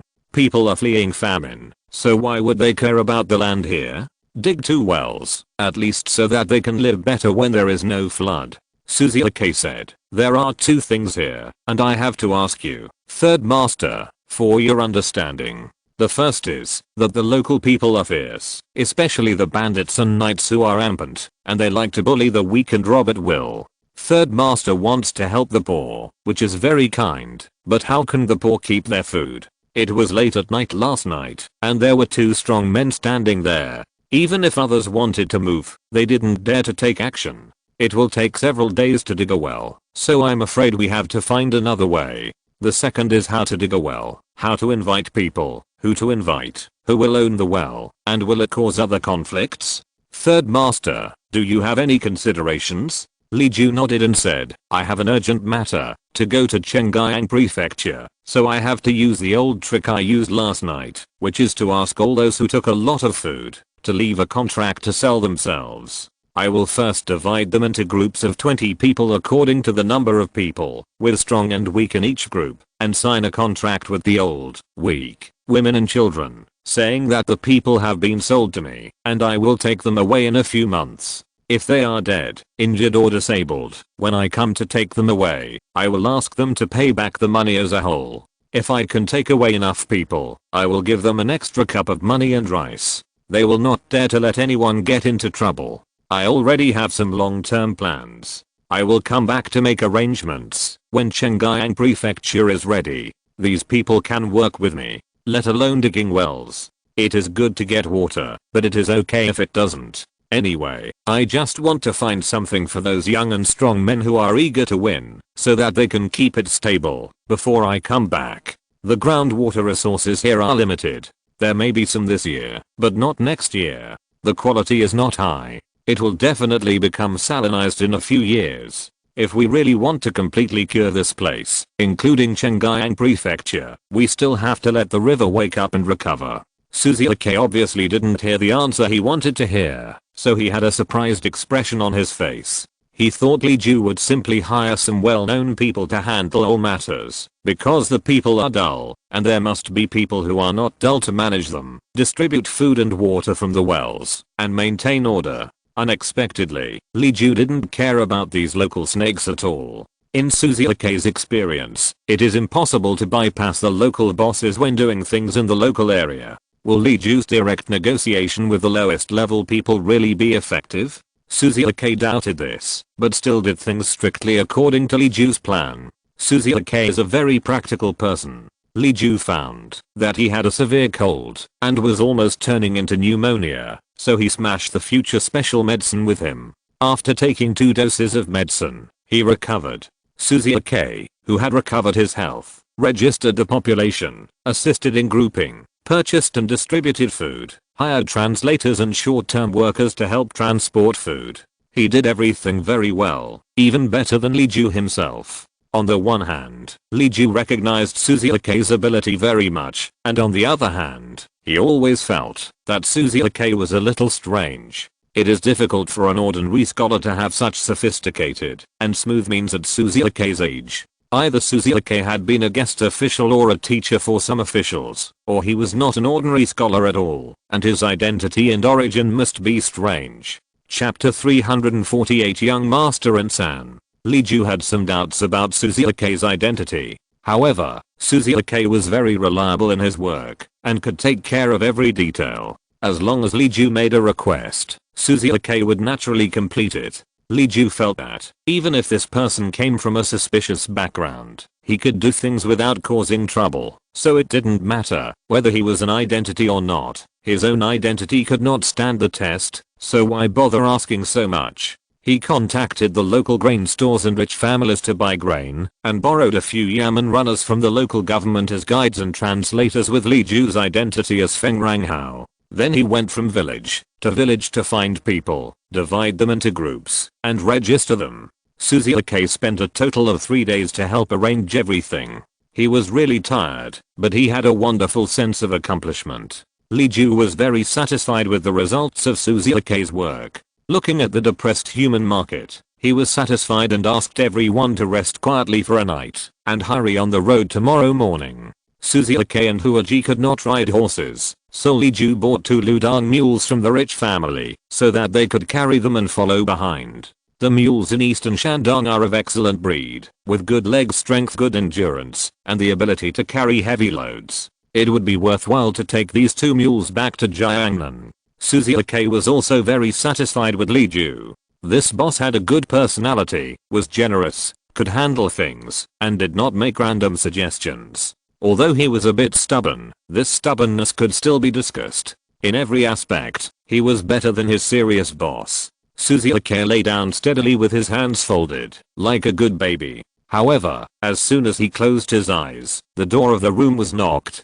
3 times in a row, and it was quite anxious. Suzuki had no choice but to get up, put on his clothes and open the door. Outside the door was the owner of the hotel. Because he was stingy, there were only 2 temporary workers and his daughter doing odd jobs in his store during the day, and he was the only one to look after the store at night. The shopkeeper was holding a small lamp that could be blown out by the wind at any time. It was covered with grease and dirt accumulated over many years. He smiled and said, "Suzuki, hey, someone is looking for you outside." "Looking for me? Who is it, and what does he look like?" Suzuki suddenly came to his senses. "It's said that it's a young master named An, who is an old acquaintance of yours. He brought a lot of people with him." He didn't say anything else. If he hadn't brought a lot of people with him, and looked very rich, and given some extra money, the shopkeeper wouldn't have been willing to receive him so late. "I know. Please tell me.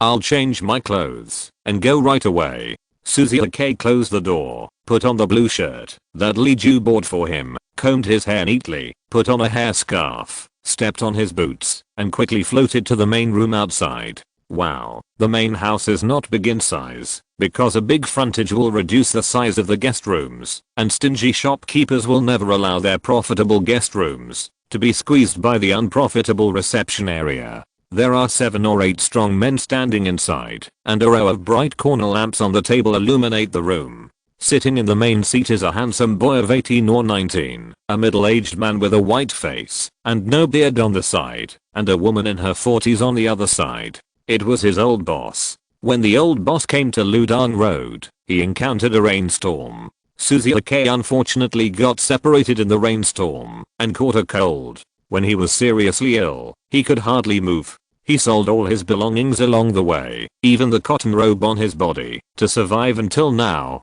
Suzuki couldn't suppress his excitement and hurriedly stepped forward and bowed. "Hello, third young master. I didn't expect you to come here. I didn't make any preparations. I'm sorry." Young Master Anson smiled cheerfully. "I just found out about your whereabouts too. How can I be considered rude of you to come to you suddenly? I've heard that you've been sick for several days after getting lost here. You look energetic today. If you've recovered, return to the team." Suzuki replied, "Logically, I should go to Chengyang Prefecture to find you as soon as I recover. But I want to follow Marquis Fengrang for a while." Young Master Anson's expression became serious. "When I inquired about you, I heard that Suzuki was rescued by a big fool and was taken around to give away money. So the big fool who took you to do things is Marquis Fengrang?" "That's right. The master asked you to keep an eye on him and follow him, but I think that the way people behave in front of you may not be true. Marquis Fengrang trusts me very much now and can use me. I want to do some work for Marquis Fengrang for a while and see what kind of person he is." Young Master Anson nodded. "Go ahead. He and I are on the same journey. If you have any difficulties on the road, just come to me. I also want to see what exactly is about Marquis Fengrang that is worthy of the master making exceptions again and again. Hey, have you found anything?" Suzuki paused for a moment before saying, "Although he is a little silly, but if I were a commoner, I would be willing to follow him and obey him. Is that so?" Young Master Anson was also silent. In fact, Suzuki's words can be translated into another meaning, as if there was such a person among the forces that conquered the world 50 years ago. I really don't know who would be the Emperor of Dayang, because Dayang relied on the hearts of the people to get started, and used the 3 articles of agreement to capture the city, and pass through the pass smoothly like a rolling stone on a mountain. Wherever he went, the people were loyal to him. Suzuki said again, "Master, don't let my words shake your mind. Although he is good to the common people, he is not good to the local big families, and nothing can be accomplished." Now is the time for the people to settle down, and the local big families are in the lead, because the people are not forced into a desperate situation, and it is difficult for them to rise up and respond to the call. Ensign shook his head. It's not a question of getting things done.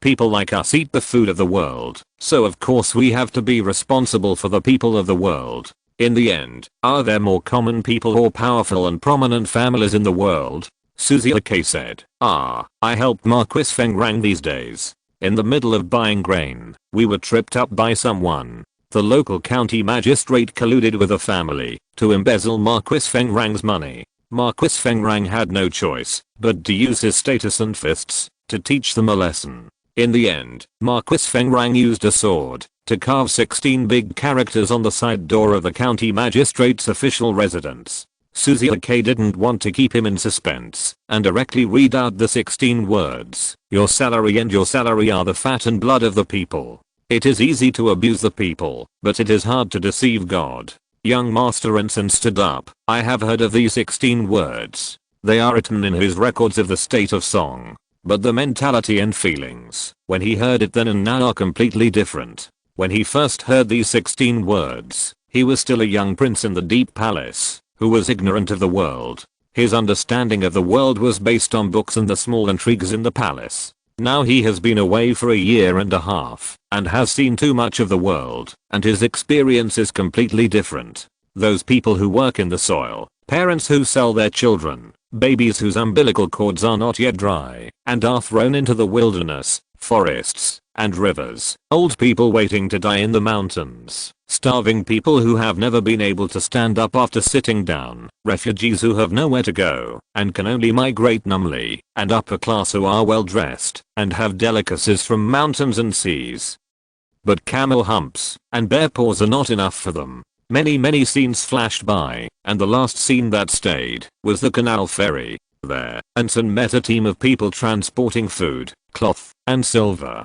There were runners, and there were also a few farmers who shared a piece of cake. It was a team from the county that was sending taxes to the capital. The faces of the runners were tanned black, and the farmers were very thin, cowering on the steps of the ferry, with layers of patches on their clothes. They were very hungry, but they could only eat the hard and smelly roadside cakes they brought with them. The cart they sent to the city was piled with golden rice. At that time, a poem emerged from Master Ensign's mind. The soil in front of the door has been used up, and there is not a single tile on the roof. 10 fingers are not stained with mud, and they live in a tall building. Master Ensign said, you go back first. Take a good look, and tell me, when you come back, when will they leave here? After getting Li Ju's itinerary, Ensign said, I will find an excuse to go with him, and you pretend not to know me. He doesn't reveal his identity, and I won't reveal my identity either. Chapter 349 Arrival at Chengyang Prefecture. The next morning, Li Ju and the mute came back from their exercise. Yu Yaoniang, Yu Yaoniang, Susie K, and Huaji's mother and daughter had all packed up. After eating a snack in the morning, everyone got on their horses and rode their mules out of the city to the northeast. When they arrived at the city gate, they met a team of impressive people, led by the third young master of the Yin family, who had red lips and white teeth and a very cheerful personality. The two teams were heading to Chengyang Prefecture, so they went together. There were about 20 people on the side of the third young master of the Yin family, all dressed in fine clothes and riding horses. There was another carriage in the queue, and inside was the young master's wet nurse Wang. Wang found it inconvenient for Huaji to hold her daughter, so she consulted with the young master and asked Huaji to hold her daughter in the carriage. This arrangement was undoubtedly very popular. At least Li Ju temporarily put aside his doubts from last night. He has always been very alert. Last night, many people came to the hotel and stayed for a while and left in a hurry. He woke up when he heard the noise in his room. Later, he saw the figure leaving from the window. As soon as he saw Master Ensign's outfit and the horse this morning, Li Ju immediately knew that this was the person who suddenly came to the hotel last night. Li Ju did not ask, as this matter had nothing to do with him at the moment. As for what this delicate young master wanted to do, he was not very interested. He just wanted to rush to Chengyang Prefecture, start his experiment immediately, and then hurry back to Qingshan City to supervise his road construction. improving people's education level, popularizing environmental science, afforestation, and water conservancy projects are all long-term strategies, and it would be good to have a start in a short period of time. Introducing drought-resistant crop varieties and water-saving agriculture, such immediate methods, are the main means that Li Ju will use this time. The breeding and care of new varieties, the concept and facilities of water-saving agriculture, and care all require a lot of time. What Li Ju lacks most now is time. However, Li Ju had to admit that it was very comfortable to travel with Master and San. For example, if you go on a trip in the modern world, your companions will make all the arrangements in advance. You will sleep comfortably in the hotel, eat happily in the restaurant, the itinerary will be relaxed and moderate, and the tour guides are all genuine encyclopedia level tour guides. Young Master Ensign is almost this kind of companion. Where to eat, and what to eat for 3 meals a day are all arranged properly. Staying at a farmhouse or inn at night is arranged in advance, and when you arrive at the place, you can wash and wipe with hot water to drive away the whole person's fatigue. Li Ju usually lives like an ascetic monk, not because he really likes to suffer, but because others don't enjoy it, so he naturally can't enjoy it.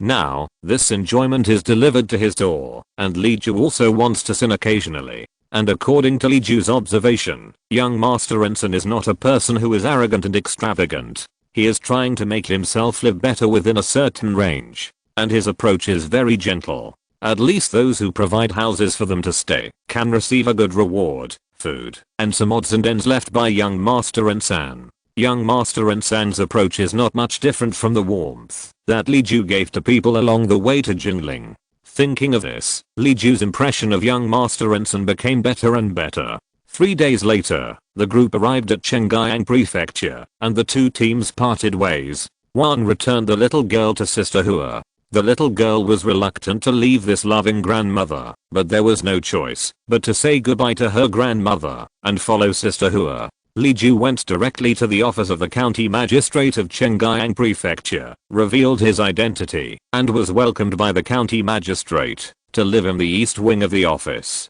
Just after dealing with the people in the office, Li Ju discovered that the bureaucratic atmosphere in this place was really heavy, and even ordinary clerks habitually used rules and regulations to make excuses. They were neither asking for bribes nor having a grudge against Li Ju, but subconsciously wanted to delay and get an identity. After Li Ju revealed his identity, the county magistrate personally greeted them and took them to the East Wing that had been decorated long ago. It can be seen that the East Wing is newly decorated, and the furnishings are the best, even more gorgeous than the corner of the study room that he saw when he passed by the county magistrate's study where he handled government affairs. For the first time, Li Ju realized what the rank of Marquis meant. It meant that the governor of Chengyang Prefecture, who was already a senior official of the 4th rank and a special senior official in charge of the princess's fiefdom, would also subconsciously bow his head. The governor, Kong Huanagu, was a descendant of a branch of the famous Kong family in Ludong Road, a branch that was 3,000 miles away.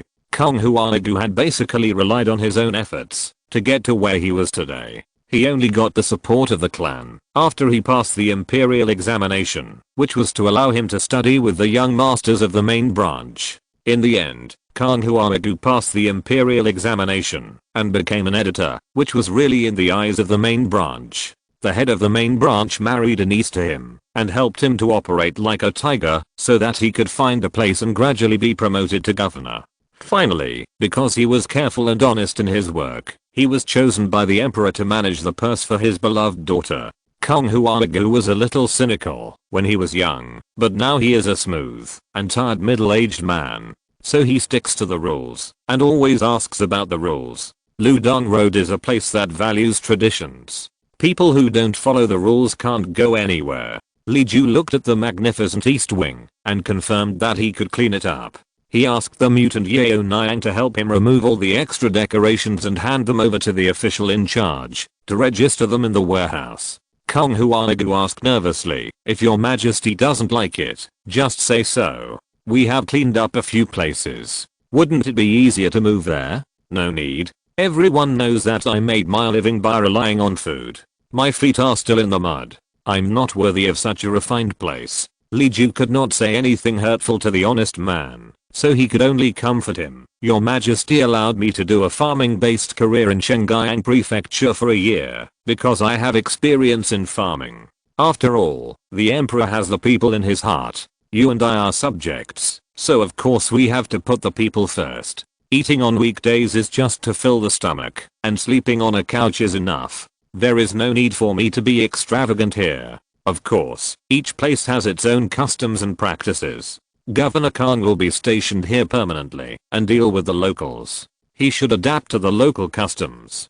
Don't want to do the same as me and want to take down the decorations in your room just because I said so today. Kong Huanagu breathed a sigh of relief. He was still worried about this just now. Li Ju, at least on the surface, likes simplicity. As Li Ju's assistant and auxiliary for at least the next 6 months, how could he be the opposite of him? Li Ju took the initiative to say that he didn't need him to follow suit. First, he felt comfortable living in the beautifully decorated official residence. Second, if he really made it look like this snow cave, the whole Shengyang Prefecture would ask him tomorrow if the Khan family was short of money. Yu Yaoniang, the mute and Li Ju worked together. Yu Yaoniang, Huaji and Suziake were of course embarrassed to stand there stupidly. Huaji was a good hand at doing things. Although Yu Yaoniang and Suziake could not sweep, they could help move things. The 6 people quickly tossed the east wing to a simple and tidy state. Yu Yaoniang wiped her hands on her apron and smiled. That's good. Otherwise I'm afraid that I will break things with my rough hands and feet. County Magistrate Khan forced a smile. Everyone put down their luggage and went about their business. Li Ju didn't want to delay for a moment. After a short rest, he took the mute out to see the fields to verify whether his judgment on Shengyang Prefecture and his operational ideas were correct. Yu Yaoniang was accompanied by Yu Yaoniang to visit the local market workshops, which was considered a business investigation. Suziake asked the manager of the government office how Li Ju's expenses were accounted for, what the local prices were, how to post accounts, etc. This was his strength and also a way for him to observe Li Ju. Many things are said in a grandiose way, but when it comes to spending money, everything will be exposed. Whether Li Ju is really stupid or pretending to be stupid depends on how he spends his money. And Sister Hua checked the information with the kitchen, firewood room, and water one by one, figuring out where to buy rice and vegetables, where to get firewood, where to get water, and where to get something if it was missing. She made everything clear inside and outside, and then went to the small kitchen to cook. Chapter 350 Initial Work. Shengyang Prefecture is better than other towns along the way. County Magistrate Kang is a bit pedantic and bureaucratic, but he is truly honest. Shengyang Prefecture is also the core city of Princess Shengyang's fiefdom. Anyone who dares to cause trouble here is beaten up by County Magistrate Kang. So although Shengyang Prefecture is poor, it is poor because of insufficient output. Exploitation and other bullying are rare. At most, they just collect more rent and interest. The court collects 10% of the tax, and the government here adds 20%, so farmers can keep 70% of the output. In addition, land annexation is not common, and landlords only collect about 30% of the rent, so the farmers here are actually living a good life compared with those who are taxed 90%. It's just that their innate foundation is too weak. There is a muddy river in Shengyang Prefecture. When there is a lot of rain, the farmland along the bank will be flooded. When there is little rain, there will be a few muddy ponds. Only when there is neither too much nor too little rain can it be firmly stuck between raging and supply. If you calculate carefully, there are still more times when there is a shortage of water, especially in the spring, when crops need water the most. The spring drought is really no joke. Even such a river can only radiate a small area. Most other areas rely on 1 or 2 wells and artificial ponds. At present Shengyang Prefecture grows more drought-resistant wheat and millet, and the harvest is very poor. In the past 10 years, there has been only 1 bumper harvest. In the remaining 9 years, there were 5 poor harvests, 3 average harvests, and 1 total harvest. The situation in agriculture is like this, and of course, the business is not good. Because the local affairs are too pedantic and delayed, merchants are unwilling to go to the sea from Chengyang Prefecture unless they have no other choice, which has led to the backwardness of the local economy. Most commercial activities are still at the level of grain and cloth transactions. In Li Ju's opinion, Chengyang Prefecture is actually very suitable for the development of commercial activities. Chengyang Prefecture has flat land. Except for a few gentle slopes, there are no other valleys. It is a vast plain with a flat surface. No matter how the road is built, it will be right. There is a beach to the sea, where you can dry salt. Because it is the same earth as the modern plain, the natural conditions here are similar to those of cities in the same place on earth. There must be coastal currents near Chengyang Prefecture, and there will be good fish catches. There is also a shallow port next to it. Large ships cannot leave, but it is still possible to berth ordinary cargo ships and temporary supply ports. It is a very typical commercial regional advantage. A place with no talent in agriculture has happened to be the most conservative and most anti-business official group. The most reliable way is to play to one's strengths and avoid weaknesses. However, Li Ju is also very realistic. He will stay here for about half a year, at most a year. The time is too short. He can't change the customs and make people accept the economic system dominated by merchants in such a short time. The transformation of industries from the primary industry to the secondary and tertiary industries, such a major structural adjustment level, should be left to Princess Chengyang herself. He is only here to complete the pilot of the agricultural technology station. After Li Ju finished walking around the nearby fields, he paid special attention to the important river. When he returned to the government office, he talked to Yu Yaoniang about the local handicraft industry. With the tax book collected by Kang Junshao as a reference, he roughly understood the current situation. It was not much different from what Li Ju expected, and Li Ju had been thinking about the solution for a long time. 4 kinds of wheat and corn seeds with strong drought resistant and slightly lower yield have the ability to reproduce by themselves and need to be cared for and cultivated by special people to maintain the stability of the strain. 1 kind of peanut seeds is also a highly drought resistant and cold resistant variety. The yield is a little small, but it is the best choice for oil extraction. Cucumbers and apples are the main fruits and vegetables, and modern varieties are used. Cucumbers are mainly used in the tidal flats along the river. The improved varieties have fewer thorns and are not as sharp as the native varieties. When they grow well, they can be sent to nearby cities with vines to sell for money or made into pickles. The modern mainstream edible apples are the more ideal Fuji and Guoguang, which have been improved for generations. No matter the quality, size, or yield, they are far better than the native Nei, sand apple, and Ringo. It does not mean to look down on the native varieties, but mainly because the modern hybrid cultivated variety of apple is really too excellent. And salting is a new discovery of Li Ju after the tour. In ancient times, salt making technology was already very advanced, especially in coastal areas where salt was fried, boiled, and dried, but the magnesium chloride in sea salt could not be removed, which made the salt taste very bad. The innovative salt drying method that Li Ju read from the book could remove impurities such as magnesium chloride through solubility. This method could be used in Chengyang Prefecture, where the sunshine time was very long, which was more suitable for salt production. Not as good as the tropical south, but the tropical area was still a jungle and had not been developed. With a full stomach of food as a foundation, peanuts as an oil pressing father, and apples as a variety that was durable in storage and had a large yield, combined with soil and fertilizer solutions tailored to local needs, local agriculture could be stabilized. In terms of business, no matter how restricted it was, sea salt would not be restricted, and this one was also settled. Maybe if he gave out the recipe, His Majesty the Emperor would be willing to give the Chengyang Prefecture salt field to his daughter if he had multiple sea salt production areas. He also returned Princess Chengyang's maintenance and assistance. After making a plan, Li Ju took out the seeds he brought and prepared for seedling cultivation. In fact, it would be better to use the seedlings grown in the storage center for apples. It's just that they couldn't be brought here. During the seedling cultivation period, Li Ju began to work on the first pilot of his agricultural technology station. The illiteracy rate in Chengjiang Prefecture is very high, about 95%, and Li Ju needs a self-operating system, so he can't rely on the power of the people he brought with him. So the first thing Li Ju had to find was the core backbone who could register, interview and assess, and be familiar with the art of farming.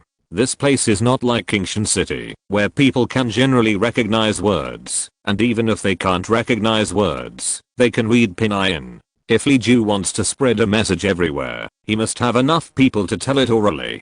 Fortunately, what Li Ju is looking for now is people who can read, so he can copy a notice and post it in the surrounding areas. The notice was stamped with the seal of the county governor and the seal of Feng Ranghao, and the wording was in Li Ju's usual plain language style. The emperor's grace was great, and he was considerate of the people. He ordered Feng Ranghao to establish an agricultural benefit organization in Chengjiang Prefecture called the Agricultural Technology Station, to collect and promote agricultural information. It is now planned to recruit 3 local people who are familiar with agricultural affairs and good at writing. Those who meet the requirements are welcome to come to the post house or the east corner gate of the government office to register. The person who is hired will be awarded the 9th rank title of Doctor of Agricultural Technology and will receive 1 stone of rice, 1 ounce of silver, and 3 katas of meat every month. Anyone who registers and can write down his or her name, place of origin, and a farming experience will be given a white flour meat cake as travel expenses. There are many more details that Li Ju did not specify in the notice, such as specific responsibilities, such as the relationship between superiors and subordinates. Those are all things for the future. Li Ju's time was very tight. After writing the notice, he handed the matter over to Suzuki to take charge. He didn't care about posting, interpretation. He only cared about the examination of the person who was brought to him at the end. This notice caused quite a stir. Firstly, this agricultural technology station was very new, people had never heard of it, and they thought it was interesting and easy to understand in plain language. Secondly, it offered too much, and the annual salary was enough for the whole family to have a prosperous year. Suddenly, in the city and the countryside, anyone who could read and write was eager to try. However, among these eager people, there was not a single one who was serious about taking the imperial examination. It's so embarrassing. It's a complete disgrace. This was the anger from the heart of the professor of the prefecture and county school when he saw an old man with mud on his feet knocking on the east corner gate to register. End of this chapter. Thank you very much for reaching the end. Don't forget to like. Looking for more exclusive content and immediate access? Subscribe to our Patreon. Remember, every like, subscription, or donation encourages us to continue. Thanks to everyone. See you in the next video.